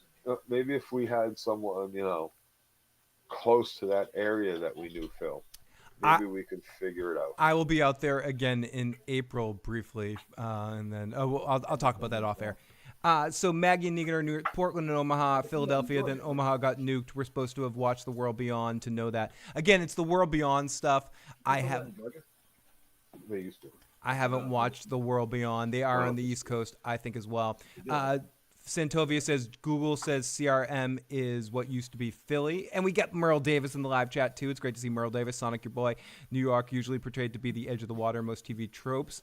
And great to see everyone in the live chat. Great to see some familiar faces we haven't seen in a while. It's good to be, as silly as it is and as fun as this is to pick apart, it's great to be back here talking about The Walking Dead. So Rick says, thank you, dude. This is life. They talk about Okafor. Rick should just accept joining the army. And they're like, you don't have to join the army anymore because you lost your hand. He's like, nope, I need to do it. And Rick joins. And then Esteban jokes, well, what you should do is join the army to get some freedom and then try your escape again. So Rick goes, oh, that's a good idea. And he joins, he's trained, and then we get a montage. Backstory is him changing. We see our first quick shot of John Locke in charge. And Rick is in a choppa, and his fake hand is pretty cool with a little blade that slices up. We get another dream sequence with Rick and Michonne in the dream sequence. They flirt more. Then he gets woken up and the class is in session and he's on the scout team. And this is when Okafor takes him and Thorne aside and says, I want to make you guys leaders. You guys are special. You guys are the best of the best. everyone that's come into here are either A's or B's. A's have strength. They're leaders. B's are everyday people. A's get killed except for you two. This is a little weird. They set up... Accept them two. Exactly. You're the only two. You're the only B's two. to You two. A's that I will let through. They're the greatest A's of all time, Joe. They're the A's that have finally made the cut. You know, he's been waiting for these A's this whole time. They're the Men in Black. They're Will Smith and Tommy They're Lee the Jones. Sons of Bees. Yeah, they're Will Smith and Tommy Lee Jones. They're the Men in Black. They've shown up to save the day, to protect the world from all of this mess, to bring balance to the Force. They will have the higher ground. They're the ones. What a treat. So get to the shop. Very surprised Okafor got killed in the first episode. I do miss watching. Not surprised. Thank fucking God. He should have died 20 minutes before he did. I liked some of his scenes. He did some. I liked him. I liked the character. But like, Joe, aim I'm your sorry, microphone. you just Aim your should've- microphone a little bit closer to you. I liked him. I Better. liked his character. Better. I thought he should have Already better. died 20 minutes earlier. Yeah, fair. Listen, right after the scene where we knew he was trying to start a rebellion against the CRM because they are just as evil as the powers that be before, which is why he killed his wife and whatever. When Rick said, "I'm sorry," he should have cut his hand and then cut his throat immediately. I'm sorry, but it should have happened. So Okafor wants the two of them to be in help. They have strength.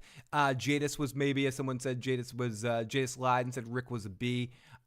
B's everyday people. Bringing in the monster to stop the monster won't work. We need to change the way things go. Rick is like, basically, they don't want to fight the fight. I don't want to play. Does bringing in a monster to fight a monster not work, Phil? In some situations, it does. Doesn't it? Isn't that what we saw in Alexandria? Yes, and it's what we saw. A monster. What? I mean, that was a big theme of The Walking Dead, that Rick needed to turn into a monster to be able to fight the monsters in the world. Right. Yeah. So we get a whole scene. Sure I saw that theme. I mean, I could take this scene B for B for. Basically, we get a scene where we learn more about these two characters.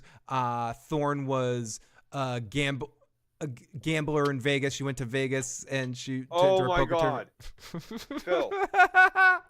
Let me ask you a question. When you hear a poker player call themselves great when talking about poker, all poker players call themselves great, Joe. Thank you. Have you ever heard a poker player say, "I suck at the game, but I really love playing. I have lost tens of thousands of dollars at this. No, I don't know why I keep doing poker it. I really should just go throw my money down the gutter." Every poker player that's ever played the game of poker, good or bad, thinks they're great. They've never lost any hand but being bad beat. But except for a bad beat, right? They never made a mistake. They never walked away. Me included. I shouldn't have. Me included. I've never lost a hand that I made mistakes. I don't have to say I'm great, Phil. I got enough of you guys out there to say it for me. Yeah, you have enough of the other people's money hanging out. So let's get into the live chat. Rick Grimes drops the American accent, looks at the camera. I'm the beekeeper.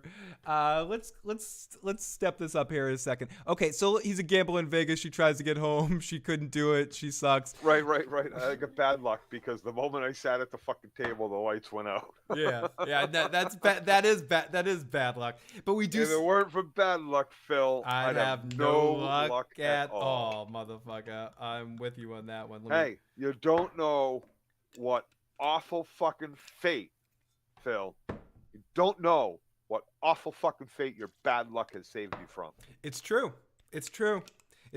I would say I'm more embarrassed on the hands I didn't have balls for in poker rather than the hands that I sucked out on. I just want to get in the hand with the best hand and the money. If it doesn't work out in the end, I still played the best. I don't want to get into too much poker. Sorry for the ASMR of my drink being poured there.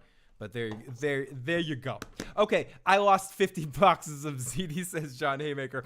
Also, the same thing they said about Dina. If I become a congressperson, I was going to be a professional poker player.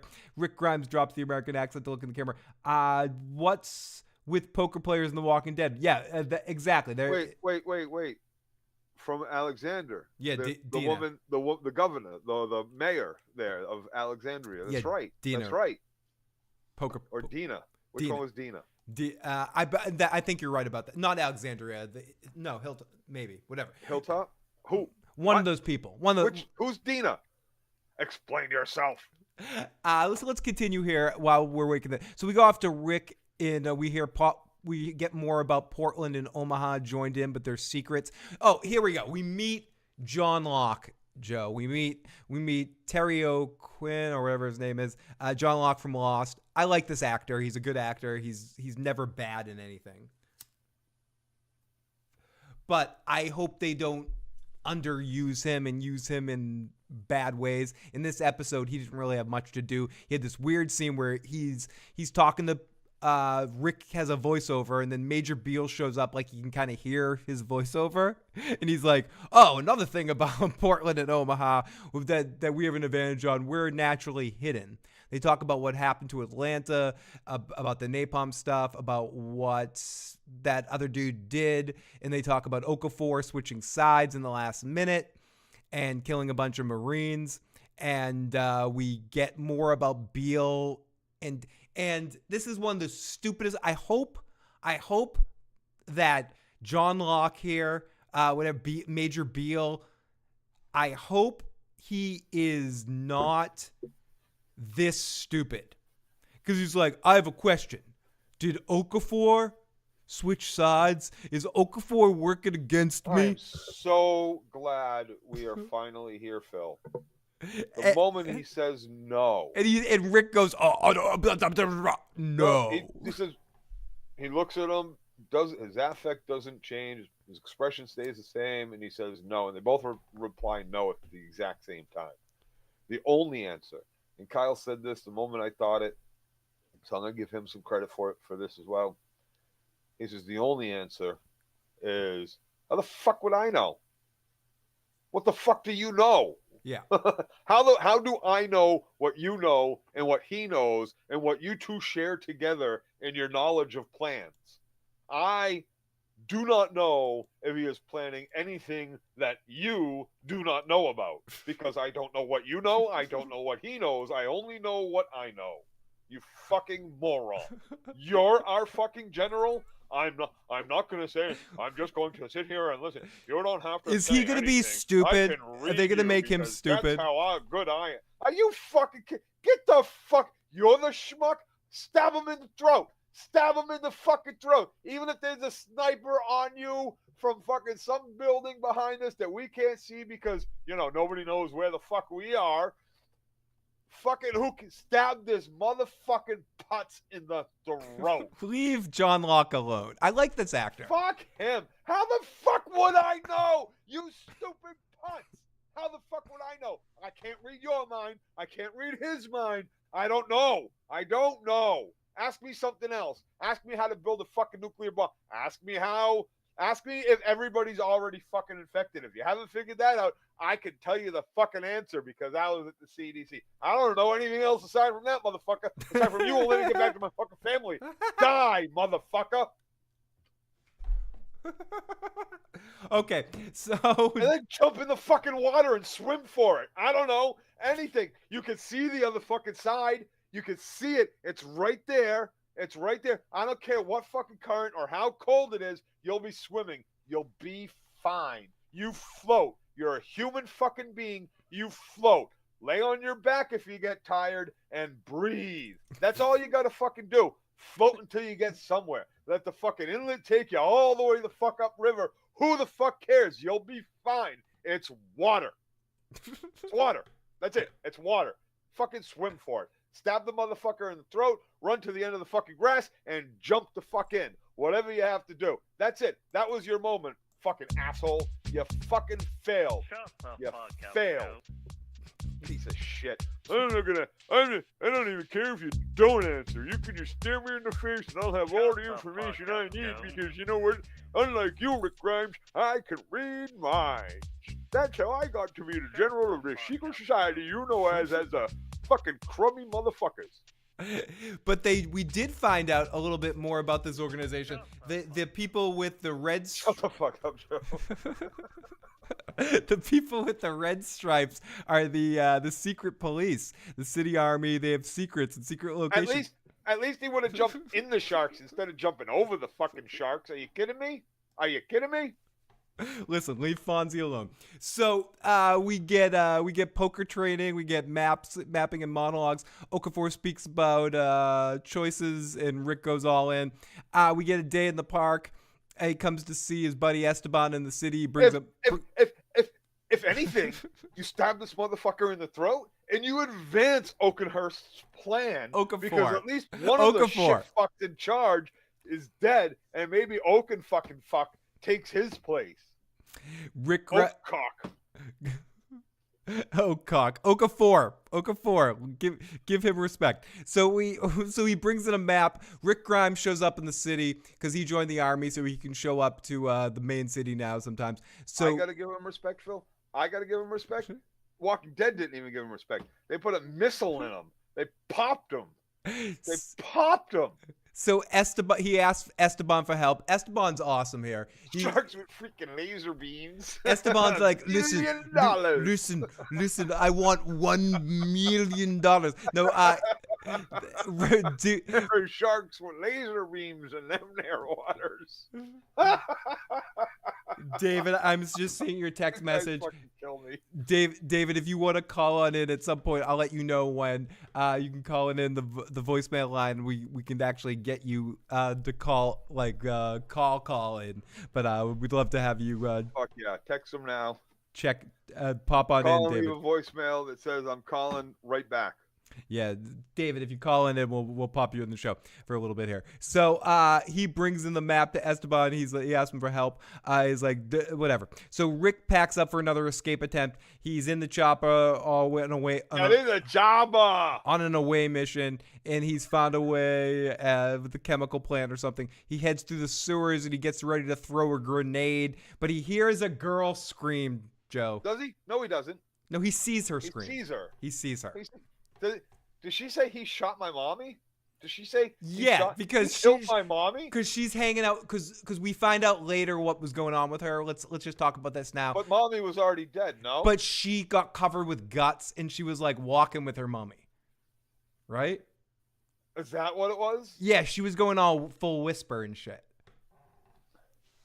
Okay, sure. Thorne explains it later. I know I missed a little bit of it. I had to go pick up Katie at some point, and that might have been right around the time. So it's I meant to tell you, I like watching it live better, but they do release the episode in the morning. Yeah, we theoretically could watch it in the morning. Yep. Next Sunday, we're doing a morning broadcast. You want to do a morning? No, we're doing a nooner. Let's do a nooner. Oh my god. Want to do a fucking nooner? A nooner or like a 1 o'clock, 2 o'clock, so I don't get disrupted and I can get like afternoon drunk instead of now. We'll talk about that off air. And it's the only time I have a drink is when I'm with you. I am but you're not gonna aside from that. So you're saying I corrupt you? Is that what you're saying? You corrupt me. You've always corrupted me. I've always corrupted you. I met you. Oh my god. Well, this is ridiculous. You aren't my corrupter, Phil. Listen.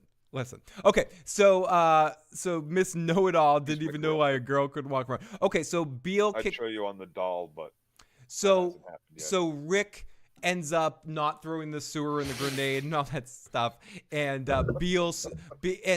he hacks his way through a bunch of zombies to try to protect the girl, and Beale sees him and goes, "I saw everything," and kicks the helmet over. And wait. Sorry, David, keep it ringing. Wait. There we go. Walking David, welcome to the show.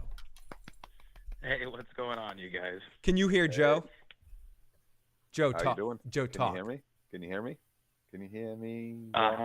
Good. Okay. At least you can hear. You can hear all of us, David. Well, welcome. We have the Walking David live in the show. Don't stop it, Joe. Stop the madness. I'm a bad fucking influence. So Rick decides that Beale kicks the helmet. But anyway, sorry, David. David, welcome to the show. What did you think of this episode, David? Well, and I just before you guys went live, I uploaded a review on my own YouTube channel as well. But I overall thought it was actually pretty good. I thought it was the best thing they'd released in years, Walking Dead related. I think even Joe would agree with that. Agreed. This is better than anything since the dumpster, and that include. I didn't watch the city thing with Negan, but it includes I watched the Daryl shit, so it includes. This is better than anything that's on the Daryl shit, and this is better. And I really had high hopes for the Daryl. For the Daryl. I had high hopes for the Daryl. But unfortunately, we got Brother Larry instead, right? I hope for the Daryl. High hopes for the Daryl. But I agree with you there completely, David. This is the best walking. As much as you've heard me scream at the camera tonight, this is the best we have had from The Walking Dead in a long time. Yeah, I would put out of the spinoffs. I'm just including Negan, Daryl, and this. I'm not including all the other. The World Beyond is an absolute just dumpster fire of a fucking show, and AMC should feel embarrassed that they even put that out and spent money on that. It's just it's like Phil complaining about the Muppet Babies. It's like the World Beyond is like Walking Dead meets a bunch of hot topic hippers. And then Jadis is there for a second. So, and nobody watched Tales of the Walking Dead. Nobody gave two fucks. It's like, hey, Terry Crews is in a thing. It's no. Great. Terry Crews? I didn't even know that. I did watch some of Terry Crews is I'm a big fucking fan of Terry Crews. This man is talented beyond all comprehension. A fucking NFL football player. His art, his ability with art and painting and drawing is unfucking real, and his acting is damn good. In the respect of someone who came into this late on, and I hear Katie had laughing other at you. things that he had been focused on throughout his life, that his comedic timing and his ability to, fuck the camera for what it's worth. I really enjoy watching him on television. I enjoy watching him in the movies he's been in. His artwork is pretty fucking amazing, Phil. It's I don't know if you've seen any of it. I haven't. I have to check it out. If you there's a few things, there's a good clip of who's one of the I can't remember his name, but he used to do the beer drinking manly man show. He's got his own late night thing now. Jimmy Kimmel. Jimmy Kimmel. He did a great thing with Jimmy Kimmel that highlights his art. Jimmy Kimmel pulls it out. But if you remember, the Don Ross action painting / puzzle pieces, that's what his artwork represents a lot. That's a lot of its inspiration. The guy's just super fucking talented. And I watched a lot of those vignettes and small stories, and I got to tell you, Terry Crews is fantastic on his. So. Yeah, he's good. I didn't even know how we got. I didn't mean to activate Joe's Terry Crews crush. Yeah, no, there's a little bit of fan. There's some fanboying going there. He's awesome, dude. He's great in Everybody Hates Chris. He's great in The Expendables. He's great in fucking and his Walking Dead appearance. I like him. Yeah, well, what's not great is the Walking Dead spinoffs, except for this so far. Correct. Because the Negan spinoff is incredibly boring because nobody wants Maggie and Negan to be partners in anything, either in a relationship or just working together. It doesn't make any sense.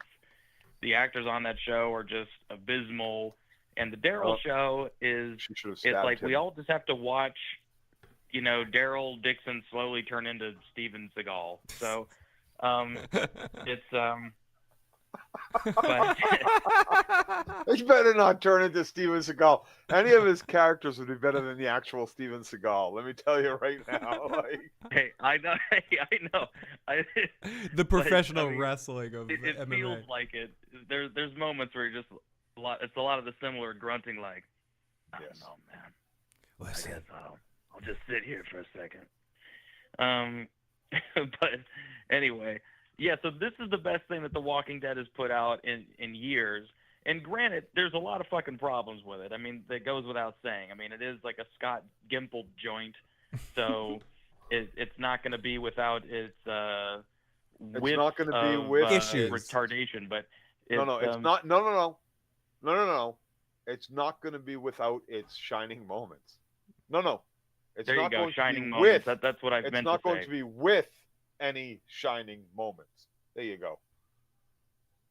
Don't say it's not going to be without the horrible moments, because the horrible moments are going to be the majority of it, if not all of it. Walking David, this is a Gimple production. This is a fucking mess. And I got to tell you, I just as a side, you mentioned Gimple, you mentioned the production aspect of it, and there was a moment I was watching The Daily Show, and The Daily Show had Michonne on, the actress that plays Michonne. Anyway, and she said she is part executive producer of this, and she also said that she directed one of the episodes. And I'm sorry that I feel this way, but as soon as I heard those words, and I have no idea about her ability as a director, as an executive producer, but then she gave an example. She gave the example of there was a zombie in the scene, and I thought, that zombie doesn't look dead enough. So I stopped production and had to make the zombie look deader. And then we went on. And I thought, oh my God, this is going to fucking suck. You were worried about the way a fucking zombie looked and not extremely worried about the way the fucking writing is, about the macro story, about anything fucking else that had to do with your specific episode, aside from the way the fucking FX crew made a zombie look that might appear on screen in the fucking background for a fucking moment. That is your worry, Michonne. Have you not heard, how many times have you heard that Quentin Tarantino or Steven Spielberg or Martin Scorsese went, you know what, that extra's doing something that's kind of funny in the background. Let's stop production, make sure that we fix that, and then we figure out, who killed Mr. Pink or whatever. Absolutely. It's I can't tell you how often that happens. Absolutely. I can't tell you how Starbucks often I've been singled out and I've caused production to shut down just because I was an extra in Ted 2. Oh, you're an extra in Ted 2? Like, stop the press. Wait, you're an extra in Ted 2? And you fucked them? I was an extra in Ted 2, and then I got cut out of it. I looked for myself, so you won't find it. I'm so sorry, man. But Starbucks Cup. What's worse right? is that the Starbucks I told people, Game of Thrones, I Starbucks was in Cup. it, and then they went and saw it, and I wasn't. So, you're absolutely right, and that is a moment that a director should take pride in, like she did. But unfortunately, as a fan, knowing what the entire Walking Dead universe has become, I took that in a very poor light. And then I thought... I have a theory really quick. Let me throw this out there really quick. Yep. So Michael Cudlitz, or a guy who plays Abraham Ford, for people who don't know his name, and Lenny James and Morgan, Andrew Lincoln, they've all directed like episodes of The Walking Dead. So when she says that, I feel like The Walking Dead goes, you know what? They keep giving us money to make this garbage. You go ahead and fucking direct one. Who gives a fuck? You know what I mean? Like, just go ahead and get your name out there. So then maybe someday you'll direct an indie version of the Black Panther movies or something. So go out there and just get your bones. Direct this episode of The Walking Dead. How can you screw it up? Because there's no dialogue. Foobarred it. There's no dialogue. You're gonna have your face covered with a Shogun hat. Was this her episode? Was this her episode? No, I don't think this was their episode, but we will get to that. So either way, no. I agree with you. Actors who want to produce, who want to direct, who want to move on, who want to move up, who want to do more than just act, who want to be more involved in the field, who have went to school, who have learned, as you did, David, about all the different aspects of production and this. I am happy for her. I'm glad that she got her chance. Like I said, the next thing I thought also was, you know what? Maybe this does better. Maybe there are other moments, but she doesn't want to say. She's not going to say on the Daily Show, right? She's not going to say, And the writing absolutely sucked, so I had to go in there and I had to tell these writers what the fuck was up, because you know what? You're not going to say that. That's not something you're going to say on a fucking interview. No. So yeah, you say something I get about that. I mean, but I got hopes because she doesn't want to put herself in something that is 100% in her hands that's going to suck. So she's going to do her best to shine a light on that episode, right? Right. And I mean, listen, I think that does give it the chance of being a better episode in terms of her character getting explored. Having said that, I don't believe that Scott Gimple is willing to pass the buck of writing over to her, because I don't know, like you said, I don't know her history. Maybe she's written shit or directed shit before, but since I don't know that, I'm not going to assume that. I'm not going to give her the benefit of the doubt.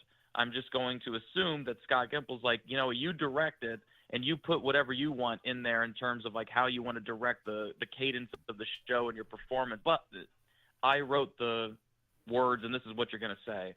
But I think that Andrew Lincoln and Dania Guraria became producers on the show to try to mitigate that a bit, to where they had some say in what their characters did or said. To make Thank you for saying all that without making me scream it into the camera. Oh no, I think how I was trying to say. I think people would have wanted you to scream that in the camera. No, because that was very well said, and that's pretty much what I was going for. And I think you brought it, David. You need to be my Luther anger.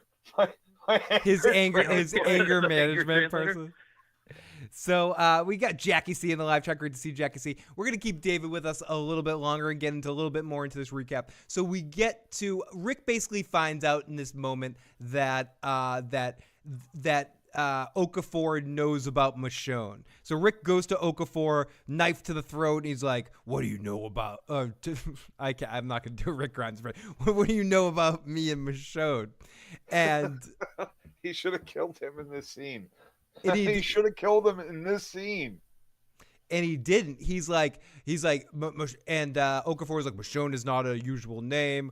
And I read one of your messages in the bottles. Rick starts to beat his ass, but Okafor is drunk and just kind of doing drunk master style. And I thought this was a pretty good scene, a pretty good orchestrated fight in the scene between the two of them. And when Okafor is screaming, "You already made your choice. You already made your choice." What the hell is he talking about? Is he saying that because you sacrificed yourself in the bridge, your life doesn't matter anymore? No, I don't know if he knows specifically about the bridge. It brings into question, because there's a series I didn't watch. You said Jada's on World Beyond. Maybe they touch on her and Rick leaving that moment. I love how you keep calling her Jada when Jadis. So Jadis Pinkett Smith, right, picks up Rick, and then they go and run off and do whatever. So there's a whole thing that I don't know about that. Maybe I want to know where. No, listen, I won't even use the World Beyond as a reference. What I got from that scene is that he's saying, Rick has made his choice in terms of, you've already joined the CRM. You've already, you've already basically, if you had any scruples, you've already compromised yourself. You're already a part of this, and you're already in it, and you already have power. So it's like you're acting like you're not part of the system. You're a huge part of the system.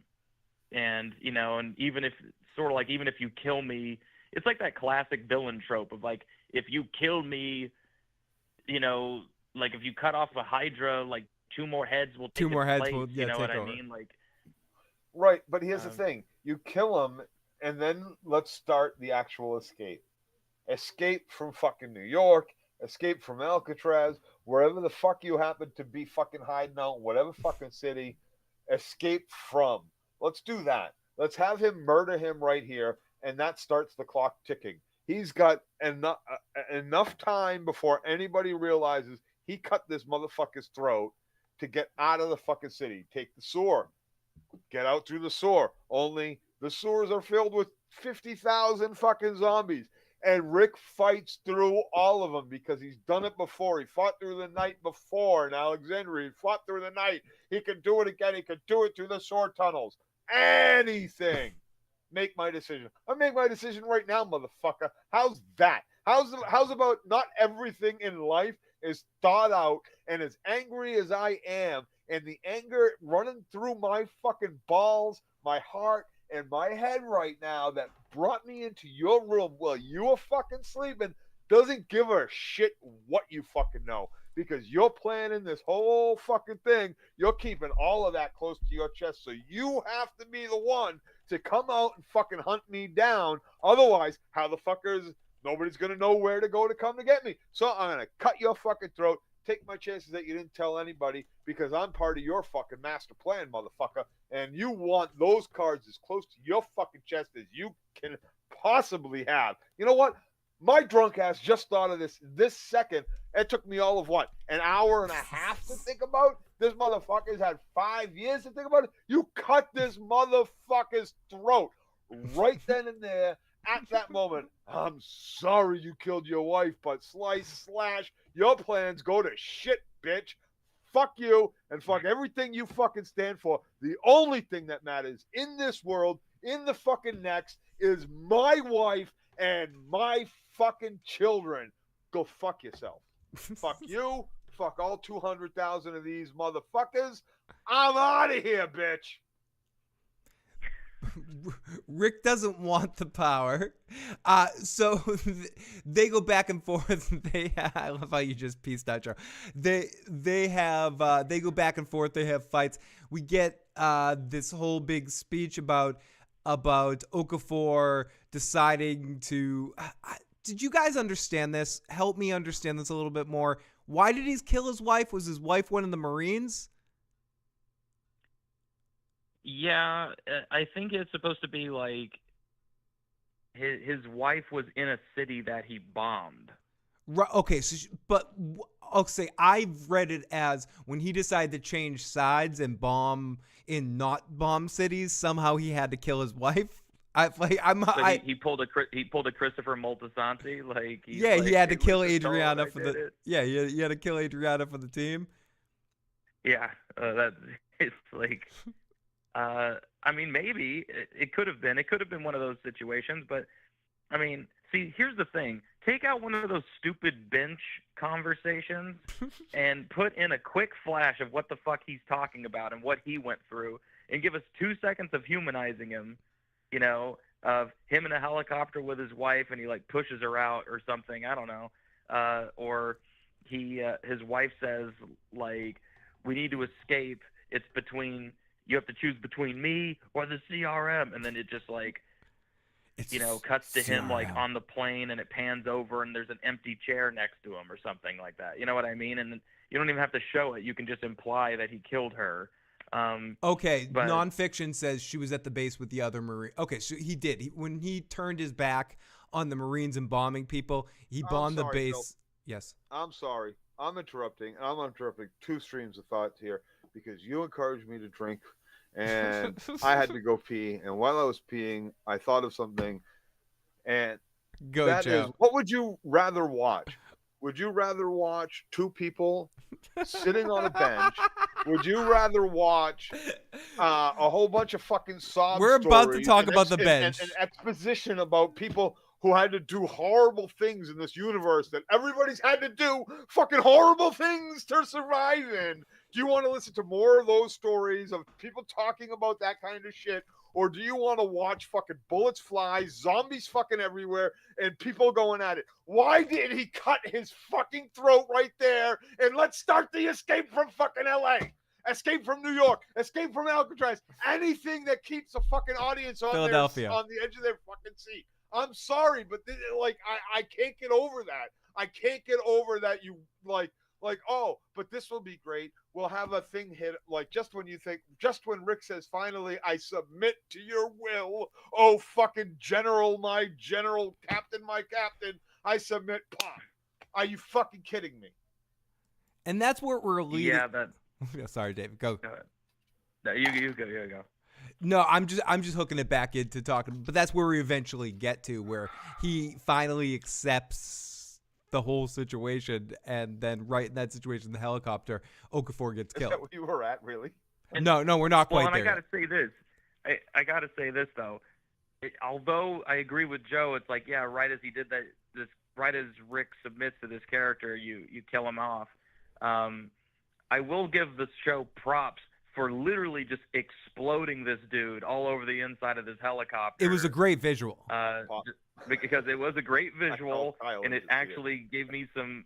It felt like an action show for 2 fucking seconds, because I was yeah, people can die from things that aren't just zombies in this show. David, that's where I'm a little bit more forgiving on this, because I feel like you needed to do all the exposition dump that you did in this episode. You didn't.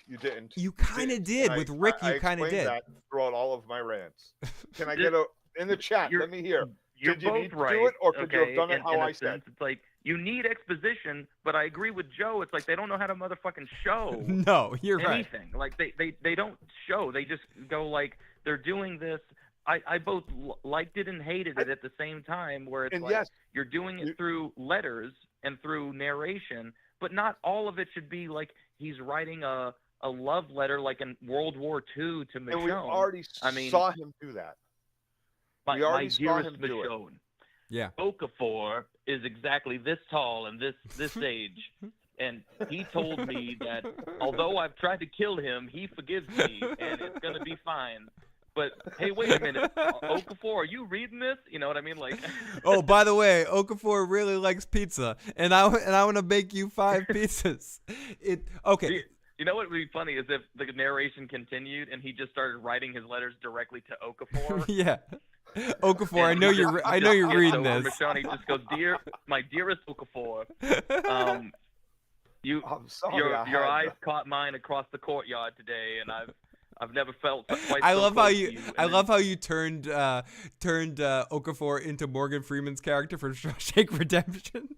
Yeah, I just wanted to say that Rick, I admire your tenacity. You are one of our greats. You're going to be a great leader, Rick. I believe in you. And that's when Rick agreed to work for the CRM for 3 years. Sorry. But it's, but yeah, wait, yeah, like. Oh my God.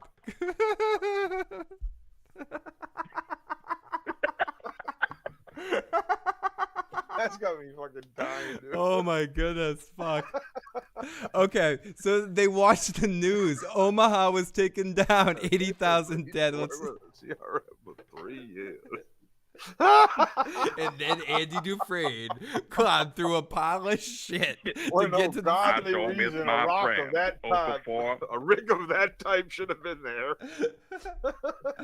Oh my goodness. That was fucking awesome. That was fucking great, David. Okay, so yeah, Omaha got taken down, and do we know what happened? Whatever. We don't know what happened to Omaha. Whatever. Thorne gives a speech about Portland better stay connected. The little girl was in a horrible situation. Her family got covered in guts, and she was in the wrong place at the wrong time. Hey, she was in the wrong place. I just missed. I gotta go again.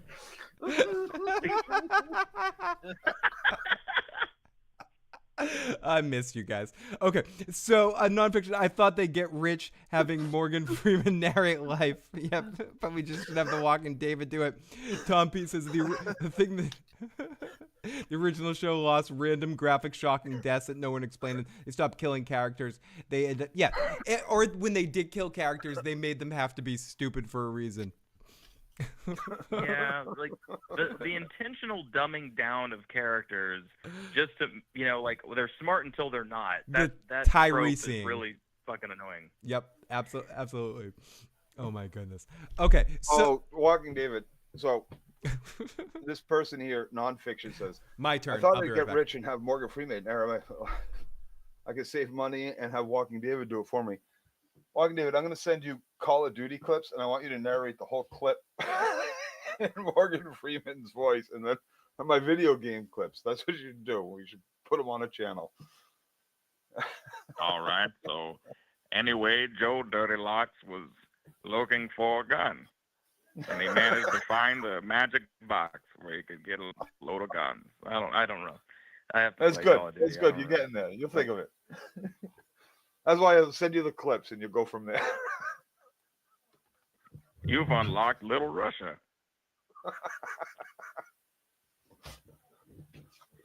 You've unlocked the CRM and the Rick Grimes skin.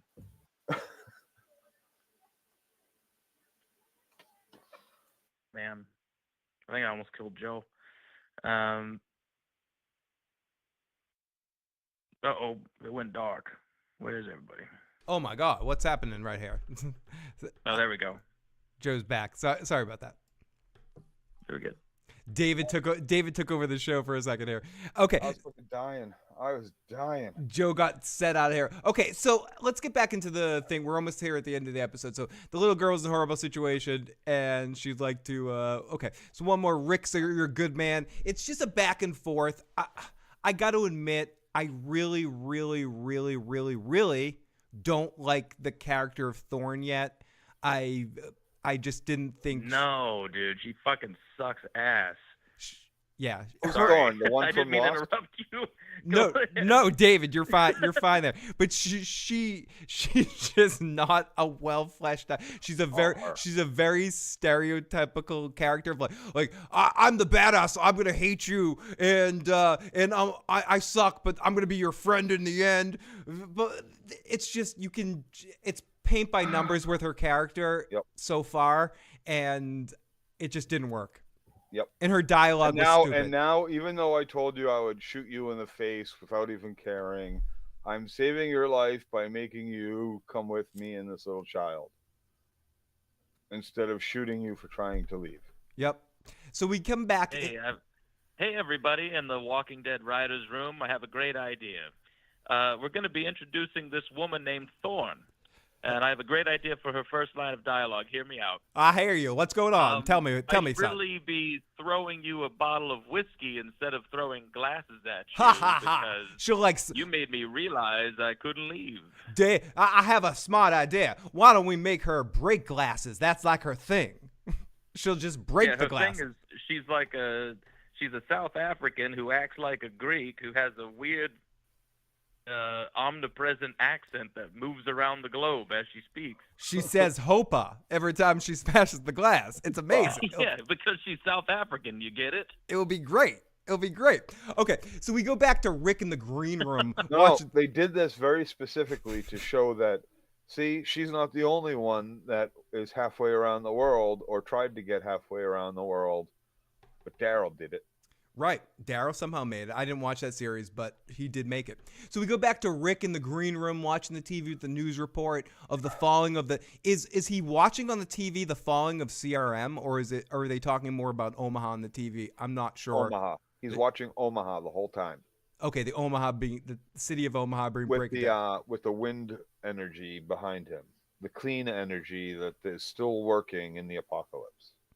And welcome back to the CRM Live at 6 p.m. Today we're going to be talking about all the people that we lost. Now, granted, Omaha was bombed horribly and we lost a lot of people, but that's what happens sometimes. But, I sure miss my Omaha. The sweet Omaha. We heard that one of them found out where we were, so We killed all of them. Santovia Major. We had to kill them all. David, you'll love this. Santovia Major says, Thorn, I'm going to call her South African Tara.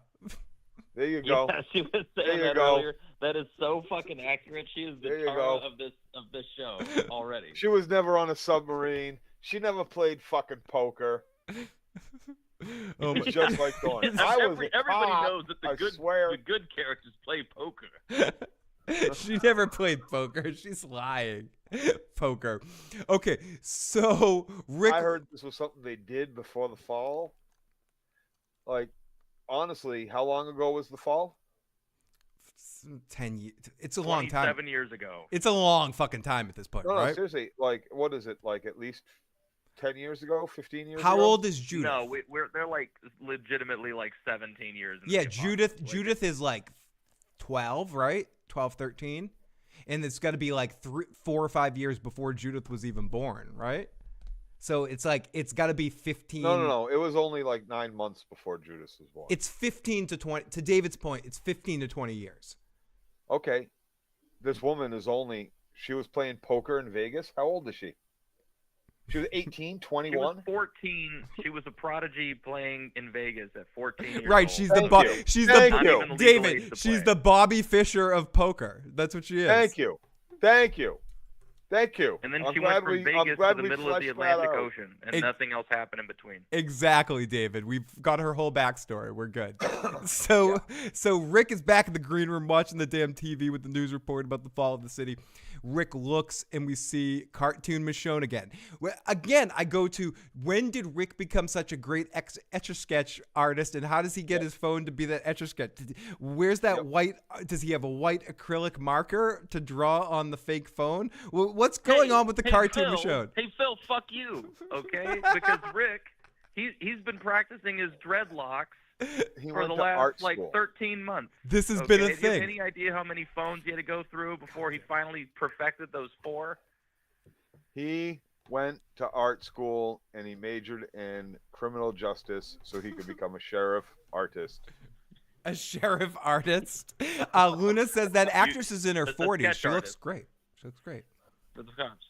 She's in her 40s? I wouldn't have bought. I thought she was in her 20s.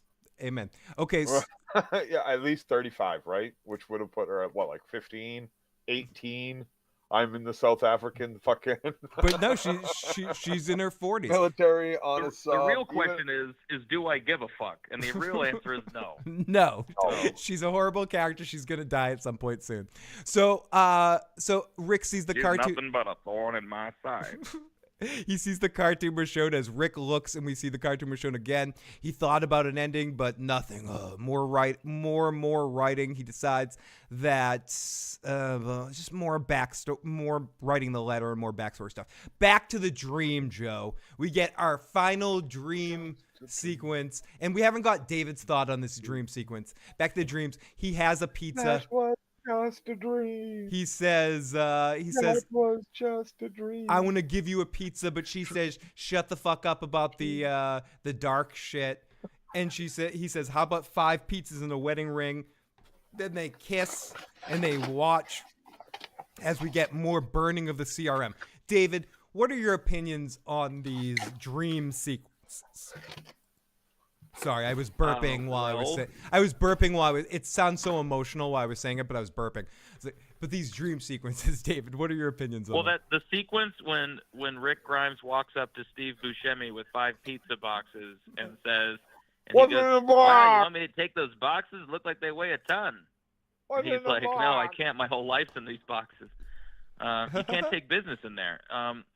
But for real though, I really don't understand the point that those dreams were trying to make, and that's not me being a dick. I love usually when dream sequences have meaning and assessing that. No meaning here. And at least in The Sopranos, it gives you something to pick at. But this was just so. That really legitimately felt like Scott Gimple's kid was sitting in the writer's room, and he goes, "What would you do, little Jason?" And then he's just like, have them talk about pizzas. 5 pizzas. 5 pizzas. 5 pizzas. What if, hey, Mom, Dad, what if the Kingdom, Hilltop, Alexandria, Oceanside, we're all represented by a pizza. And Rick said, how about I bring you pizza? But he really meant, how about I bring you 5 pounds? And then Rick turns in the camera and goes, not in my 5 pounds. And then it, cuts to black. Old Torf, I'm definitely looking forward to talking about season 5 of The Sopranos stuff with Matt coming up soon. Patricia GM. I usually hate dreams in any shows. You and Joe get along great. Joe hates pretty much all dream sequences in any show. It's Luna said I tuned out the dream sequence. We're gonna catch up in the chat as soon as we finish this episode, as we're getting close. After the 5 pizzas wedding ring shit, we've shit on these dream sequences as is. I tried to create some meaning behind it, but that was me really trying. I'm gonna let y'all in on a little secret. How's the pizza you're eating? The pizza you're eating is good. It is good, but the little secret I'm gonna let you in on. Is I fast forwarded through every dream sequence. Apparently they didn't mean shit like I thought. I fast forwarded through them all. You did? I did. I swear to fucking God, every single one of them. You can ask Kyle. Dream sequence started. I was like, fast forward. Don't need this shit. That's how much I care about dream sequences. They don't mean shit. They are a waste of fucking time. And I fast forwarded through them all, and I've listened to it enough. I am not the only person that has said it. They didn't mean shit. They didn't amount to shit. And if they continue it next week, I will continue to be like, it doesn't mean shit. No, hey, I agree, and I said this in the chat before I came on the phone here, is that I feel like that was just an excuse to get the main actors to be in their normal, beautiful selves. Like the actors just didn't want to get covered in mud and shit for a day, and that was their way of working around that. 100%. I think it was just let's get them on screen together in a normal setting. It would be fun. And I think it stemmed from that. That was the idea. It was wouldn't it be really cool if we had Rick and Michonne in a scene together where it was almost like they were in the real world? How do we fit that in? And then they tried to fit that into the narrative that they were telling. That was actually the only dream sequence I saw. The first one and then the pizza one at the end. Sorry, Joe. Listen, you guys, has anybody in the audience seen the show Bob Hart's Abishola? Well, we want to recreate that, but with Rick and Michonne. Because it's cute. It's cute. They have lunch together on a bench. And she's got the nice wig, and he's got the sweater, and they're on a bench. Okay, so we're finally, after the whole pizza and wedding ring bullshit, we're finally to now. And we're going to keep David through the recap here, then Joe and I will top this baby off. David, thank you so much for joining us, but if you have to run at any point in time, let us know, as I don't want to keep you on the phone too long. So we're finally to now, and Okafor and Rick are flying, and Rick says... And then we get finally one last piece for just nostalgia sakes for the episode. They throw one last piece of exposition in there where Okafor's like, Rick, over the last year, you sure don't talk a lot. And Rick finally tells a story. We get a backstory about Rick's dad burned down the farm for the insurance money or something to grow the crops, and Rick lost respect in his father, and yada yada yada. And thank goodness Joe has pizza in his mouth, because I can only imagine what he'd say about this scene right now. And right in this moment, Okafor gets sniper shot. What happens to Okafor here? He, as we mentioned, he's the only one that kind of dies in this situation. He gets sniper shotted by something. The helicopter goes down but lands properly, and everyone else on the helicopter survives okay. Rick leads the guards out after that. The explosion happened inside the helicopter. Right, but he leads multiple on outside of the helicopter. But everyone's okay except for Okafor. And who cares? We just heard another sob story about Rick Grimes' fucking life. And then they head out, and Michonne... You can't have bad shit happen to Rick Grimes after he talks about bad shit that he went through. Michonne kills all of them except for Rick. That's how you knew that Michonne was coming out. Did she look at everyone's face first? Did she just happen to look at Rick's face? But I asked the chat that earlier, and I didn't see an answer go by. I don't think it's clear. I have to rewatch the episode. But basically, Rick and Michonne come face to face, and that's the end of our episode, as they have a wonderful moment. And that's our episode, guys. as a whole, did you enjoy this episode, Joe? And I'll go to David in a second. Joe, did you enjoy this episode? Yes. You did. David, did you enjoy it? Unfortunately, yes. David, did you? Unfortunately, yes. David, did you enjoy this episode? I will have to say, yeah, surprisingly so. I give it like an 8.5. 8.5. I would say this is better than the final 3 seasons of The Walking Dead. I would also say I enjoyed it. I'm a little bit more forgiving than some of the exposition stuff because I feel like I did want to know what Rick was up to in the last couple of years, and they don't have enough time in 6 episodes to kind of slowly dictate that stuff, so they just got it all over with at the beginning of the episode. So fine, get that shit over with. Just do it. Throw it in there. Sitcom this shit. Tell me what happened. See, nonfiction, I saw her blade in the background too. I Or saw it in the background, and I immediately started paying attention. And I am pretty sure, from what we saw, we did not see her remove anybody's mask but Rick's. And she put the blade Correct. to his throat before she removed the mask, which went with and played with the fact that she did not remove anybody's mask beforehand. we got Luna says 6 out of 10. Sonic says 10 out of 10. Patricia says, oh yeah, who cares about the crops on a farm in an apocalypse? I saw a blade in the background. Mask came off when she saw Rick. I think Rick just happened to be the only one that she took off the mask in that situation. David, do you have any final thoughts on this episode before we let you go for the evening? Yeah, well, I think if this show can even maintain at the level of this first episode, I think it'll be a semi-solid miniseries. It's got a lot of goodwill going for it because it's the 2 characters that I think people actually want to see the story resolved from, because nobody gives a shit what Daryl's up to in France. Not and nobody really. cares about Negan because he looks like a skeleton. What are you talking about, Cocky Locky? I don't know. Well, look at you. But I think that hopefully this show can fucking build, and I'm not looking forward to a show that's completely from Michonne's side. I hate it when they tell stories that way. But after that, I think if they can, I don't know, the energy up and get rid of the dream sequences and shit, I think they can have a really good miniseries.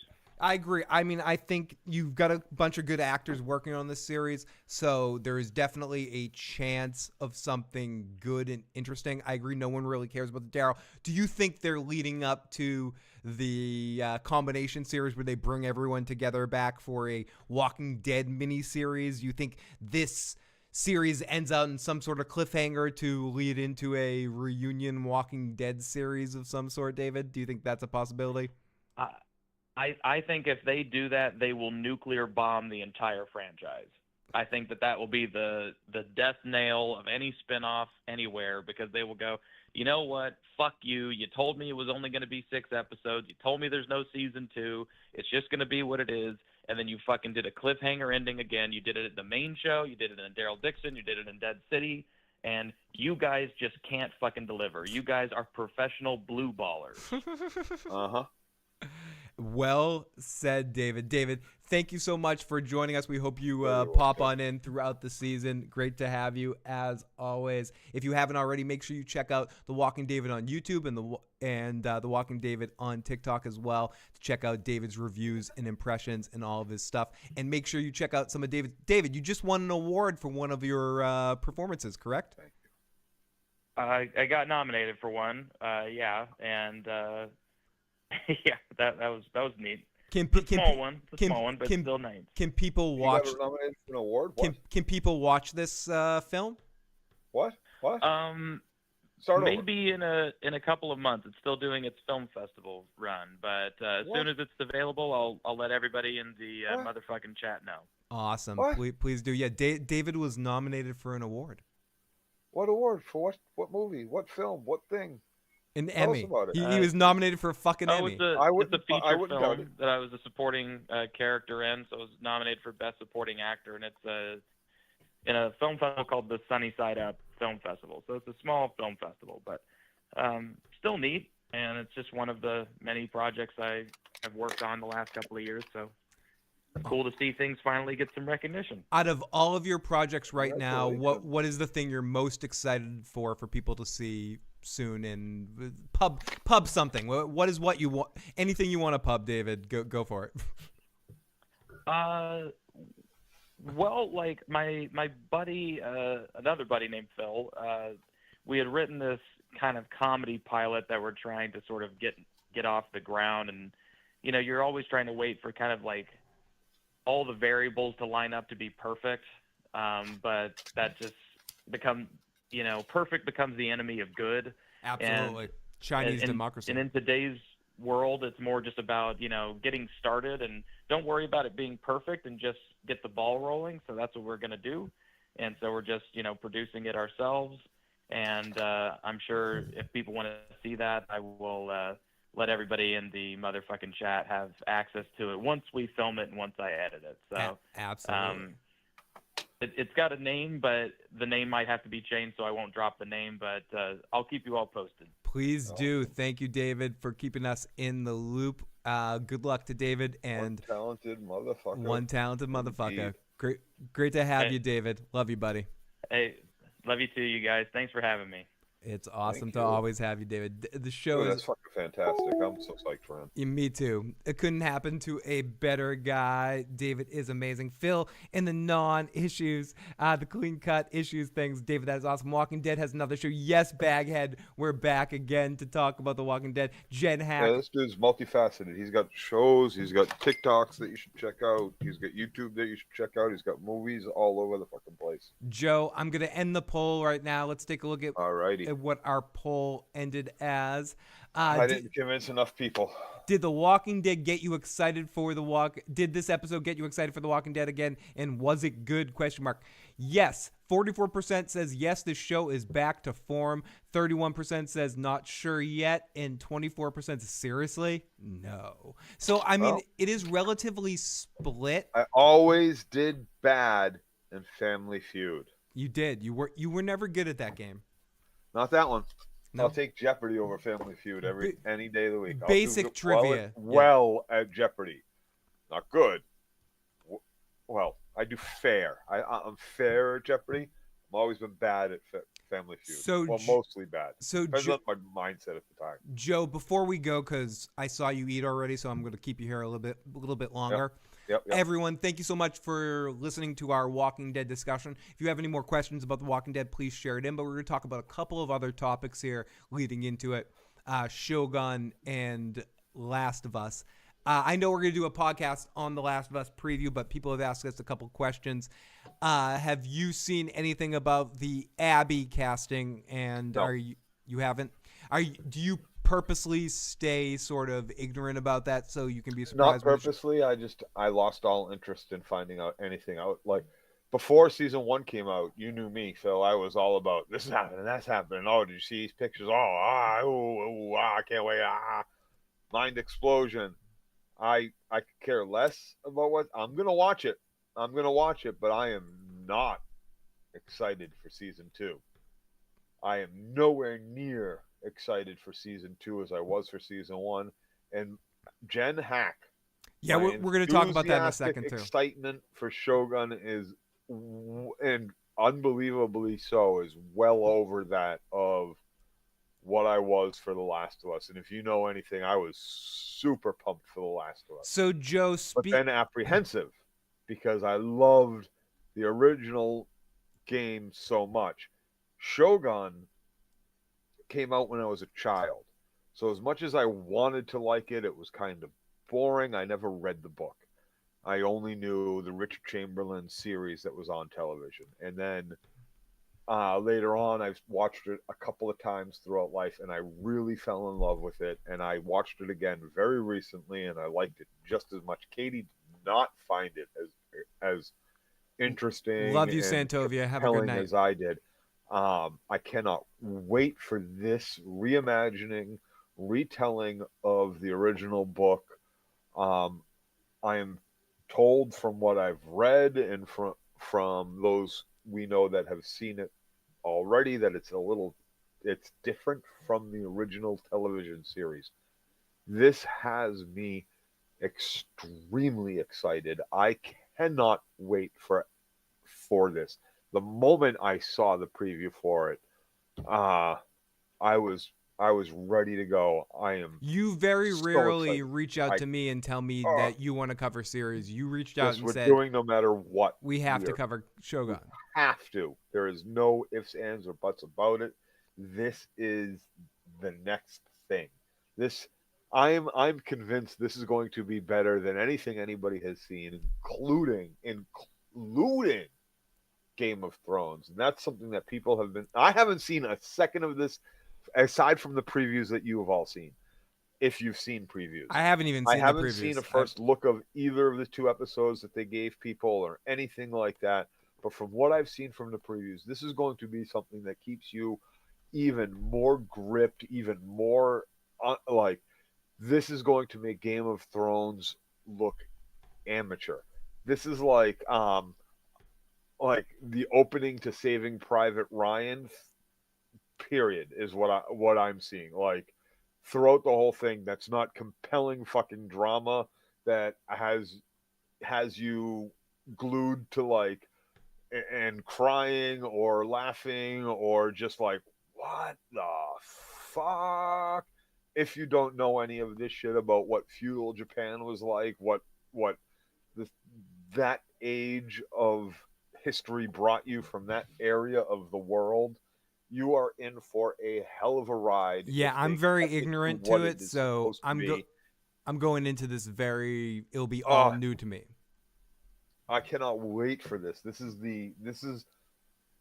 is something I didn't know I was this excited for. I'm also excited for like Dune Part 2, but like which I did read the book, which I've seen every iteration that they've ever filmed of. Like this is Are something you excited for the new season of The Boys when that comes out? I'm not anywhere near this film. Like yes, I'm excited for it, but like this has me I don't have the word. It's affable. My feeling for this. I cannot describe my excitement, and I'm really worried that I'm going to be let down. I pick Right. apart That honest. everything so much that I'm scared, but I don't care that I'm scared. That's how excited I am. I was so scared about The Last of Us that I wasn't this excited. No, this is the most excited I've seen you for a series in a long time.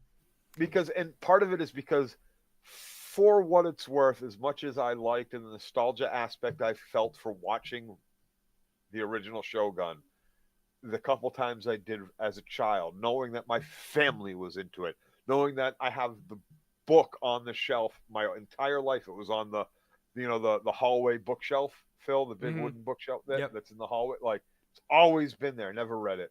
My dad loved it. My brother loved it. It was a board game that came out called Shogun that I didn't really play and didn't really like, but the influences upon me liked that shit. So maybe I felt like I had to like it that much. And as much as I liked the original and watched it a couple of times and enjoyed it every time, I understand Katie's point of view, Katie Crow's point of view, which was really Richard Chamberlain. That's good acting, really. But there is a lot of great acting in this, great writing in it, great perspective in it, great filming in it, great everything that in order to sit down and convince the powers that be in Hollywood that this is what we're going to do, this is what we're going to make, this is the money we need to make it if you want it to be what it is. Like it's got to hold it. It has to hold up. It better hold up. If it doesn't hold up, careers are over. From what I've read, it fucking holds up. No. I can't wait to see it. I really can't wait. Not a paperback in my house. It was a fucking hardcover too. Live chat says Sonic says it's going to be a good show or movie. That dude's in it. Worried Joe 2 says Jen hacked but excited. I recommend watching a good documentary on the Shogun before watching it, says Jen Hack. Is anything like Ghost of Tsunami? Is it anything like the? Oh, you just watched. We talked a little bit about this earlier, but the Netflix series. What is it? Red Samurai. Blue Eye Samurai. Blue Eyed Samurai. What do you like about the series? I've heard a lot of good things about. So the series. yes, this is maybe what made me think of it as soon, which is why the moment I saw the preview, I knew exactly what I was about to see a preview for. From the moment it hit my screen, I was like, "Is this Shogun? I think this is Shogun. This has to be Shogun. Am I watching?" And then Shogun popped up, and I was like, "Yeah, I can't wait." Blue Eye Samurai was fantastic. The artwork was incredible. The story was really well told. Even if it's a story you've heard in many iterations, it's told very well. The characters are done well. The voice acting, you know how I feel about voice acting in general, Yep. Phil. The voice acting is done really well. You're tough on Kenneth Branagh is in it. That's the only name I can remember at the moment. I really like the bulk of Kenneth Branagh's work. So there's that. Like I said, it's a story you've heard before, you've seen before, but it was really good. It was a different type of, I don't want to say it was groundbreaking animation, but the animation was better than most Japanese animations I've ever seen. It was better than any of the American animations I've ever seen. I really liked the way they did backgrounds, especially they kept detail. They didn't lose detail by having action, which I find to be the case in a lot of animation, and that they use the action as an excuse to keep you not focused on what is in the background of a frame or the action sequence in animation. They gave us time and detail in all aspects of this. I haven't done a second watch. I will, of course, be much more critical in my second watch of it, but it is my favorite animated series that I've probably ever seen. Interesting. Definitely. I don't want to say probably. It's definitely my favorite animated series that I've ever seen as an adult. If this was on when I was a kid, it would have definitely been number one without a doubt. So you feel it this is not child oriented at all. You feel this way. You feel the way about this series the way I feel about BoJack Horseman. No. I feel like BoJack Horseman is the best animated series I've ever seen in my life. No. There's a difference between animated. What you're saying is the best animated series and the best animation. Fair. No, I know what you're saying. For me, it's because more... I'm not only calling this the best animated series, I'm including the animation as part of that. I'm more just talking about the drama. The drama that's included in the series. That's the writing. Yeah, that's the writing. That's a little different than what I'm saying. I'm saying the whole fucking package. Like, if you don't like that Rick and Morty, that what's the large fries and large shake stupid fucking shit, Aqua Teen Hunger Force. If you don't like that that Squidbillies kind of animation, or like early Family Guy and early this or that, if that's a different kind of animation to this, right? Like, this is more artistic. Yep. And rather than, like, it doesn't really matter what our animation is, even though I'm not knocking that style animation. Don't get me wrong. I love plenty of things like that. But the focus isn't on the frames, isn't on what you're seeing as much as it's on the writing, the jokes, the delivery, and that the dialogue, right? And the way it's written. Yep. I understand where you're saying that's your favorite animation of all time, but it's not like it'll never get put into the cast of best animated animation. No. You know what I'm saying? Maybe a couple of episodes here and there, but not as a whole. Not as a whole, not as like the artwork on this is like fucking Dali and Picasso. I mean, and there's fucking the Monet. underwater episode of BoJack that gets a lot of credit in that way, but I know exactly what you're saying, and I do not deny it, Joe. And there's aspects of Blue-Eyed Samurai, though, although the whole thing you won't get that from. It was very basic drawing and animation and it coming to life. But there's moments in this throughout that are just like, wow, I haven't seen this kind of done that particular way, or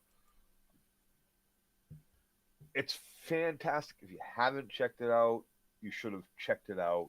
And it really, like, the two things I would say to try to get to watch before Tuesday's premiere or after you start watching Shogun and your fucking dick is hard and your pussy is dripping or whatever the fucking case is, and you're all in on that, you're going to want to watch the original Shogun and you're going to want to watch Blue-Eyed Samurai. Both are very kind of not necessarily the same story as what you're going to see for this iteration of Shogun, but both are absolutely worth the watch. One of the best things about the original Shogun is the fact that if you do not speak Japanese, you are not getting, unless you put on your hearing impaired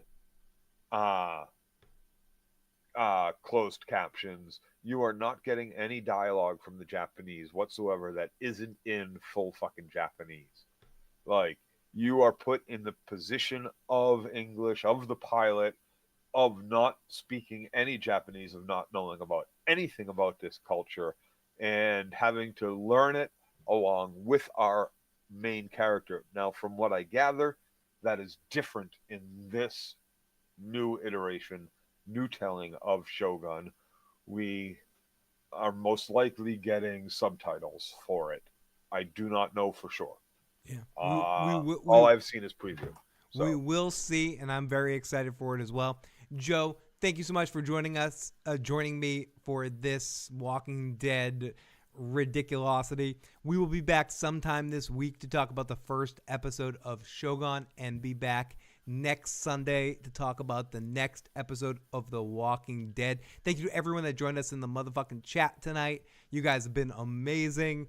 And it's so good to be back, and we will be back every Sunday for this season of the Walking Dead Rick Grimes and Michonne series, and we'll also be covering most of the episodes of Shogun. I might be away. I'm away from the 2nd of April until the 15th of April, so I might miss 2 episodes, but maybe I might do it from vacation. Joe and I will talk about that a little bit off air. We'll try to figure this out. Or maybe Joe will do it without me. If I have to, Phil, we should not miss a fucking single beat of this shit. I'm telling you, this is the shit. So if you need something to travel with, you come see me. We'll talk about that in like 2 seconds. You need computers, baby. What do you have? Like tablets? You have like a travel computer. Oh, we'll talk about this off air. Everyone, thank you so much. Thank you to Walking David. Thank you to our callers. Thank you to the voice of 916. And I will also be back with Tony at some point this week for some fun as well, talking about Constellation. Another good Apple Plus show, Joe. There's a lot of good Apple Plus shows. I am super surprised with that fucking network. When's Severance coming back? Soon. It's being made. Ben Stiller, you fucking rule. Oh, dude, man, there's so much. I am so disappointed Ted Lasso's done so much good shit on Apple Plus. You need to check that shit out. I'm sorry to show for Apple Plus. No. They need to send us a fucking check, but you need to check out a lot of the content on that fucking platform. They got some. They have better shit than they deserve having. I agree. I feel like it's the best. Until then, love you guys. It's been awesome. It's going to be fun to talk about this season of The Walking fucking Dead. Yeah.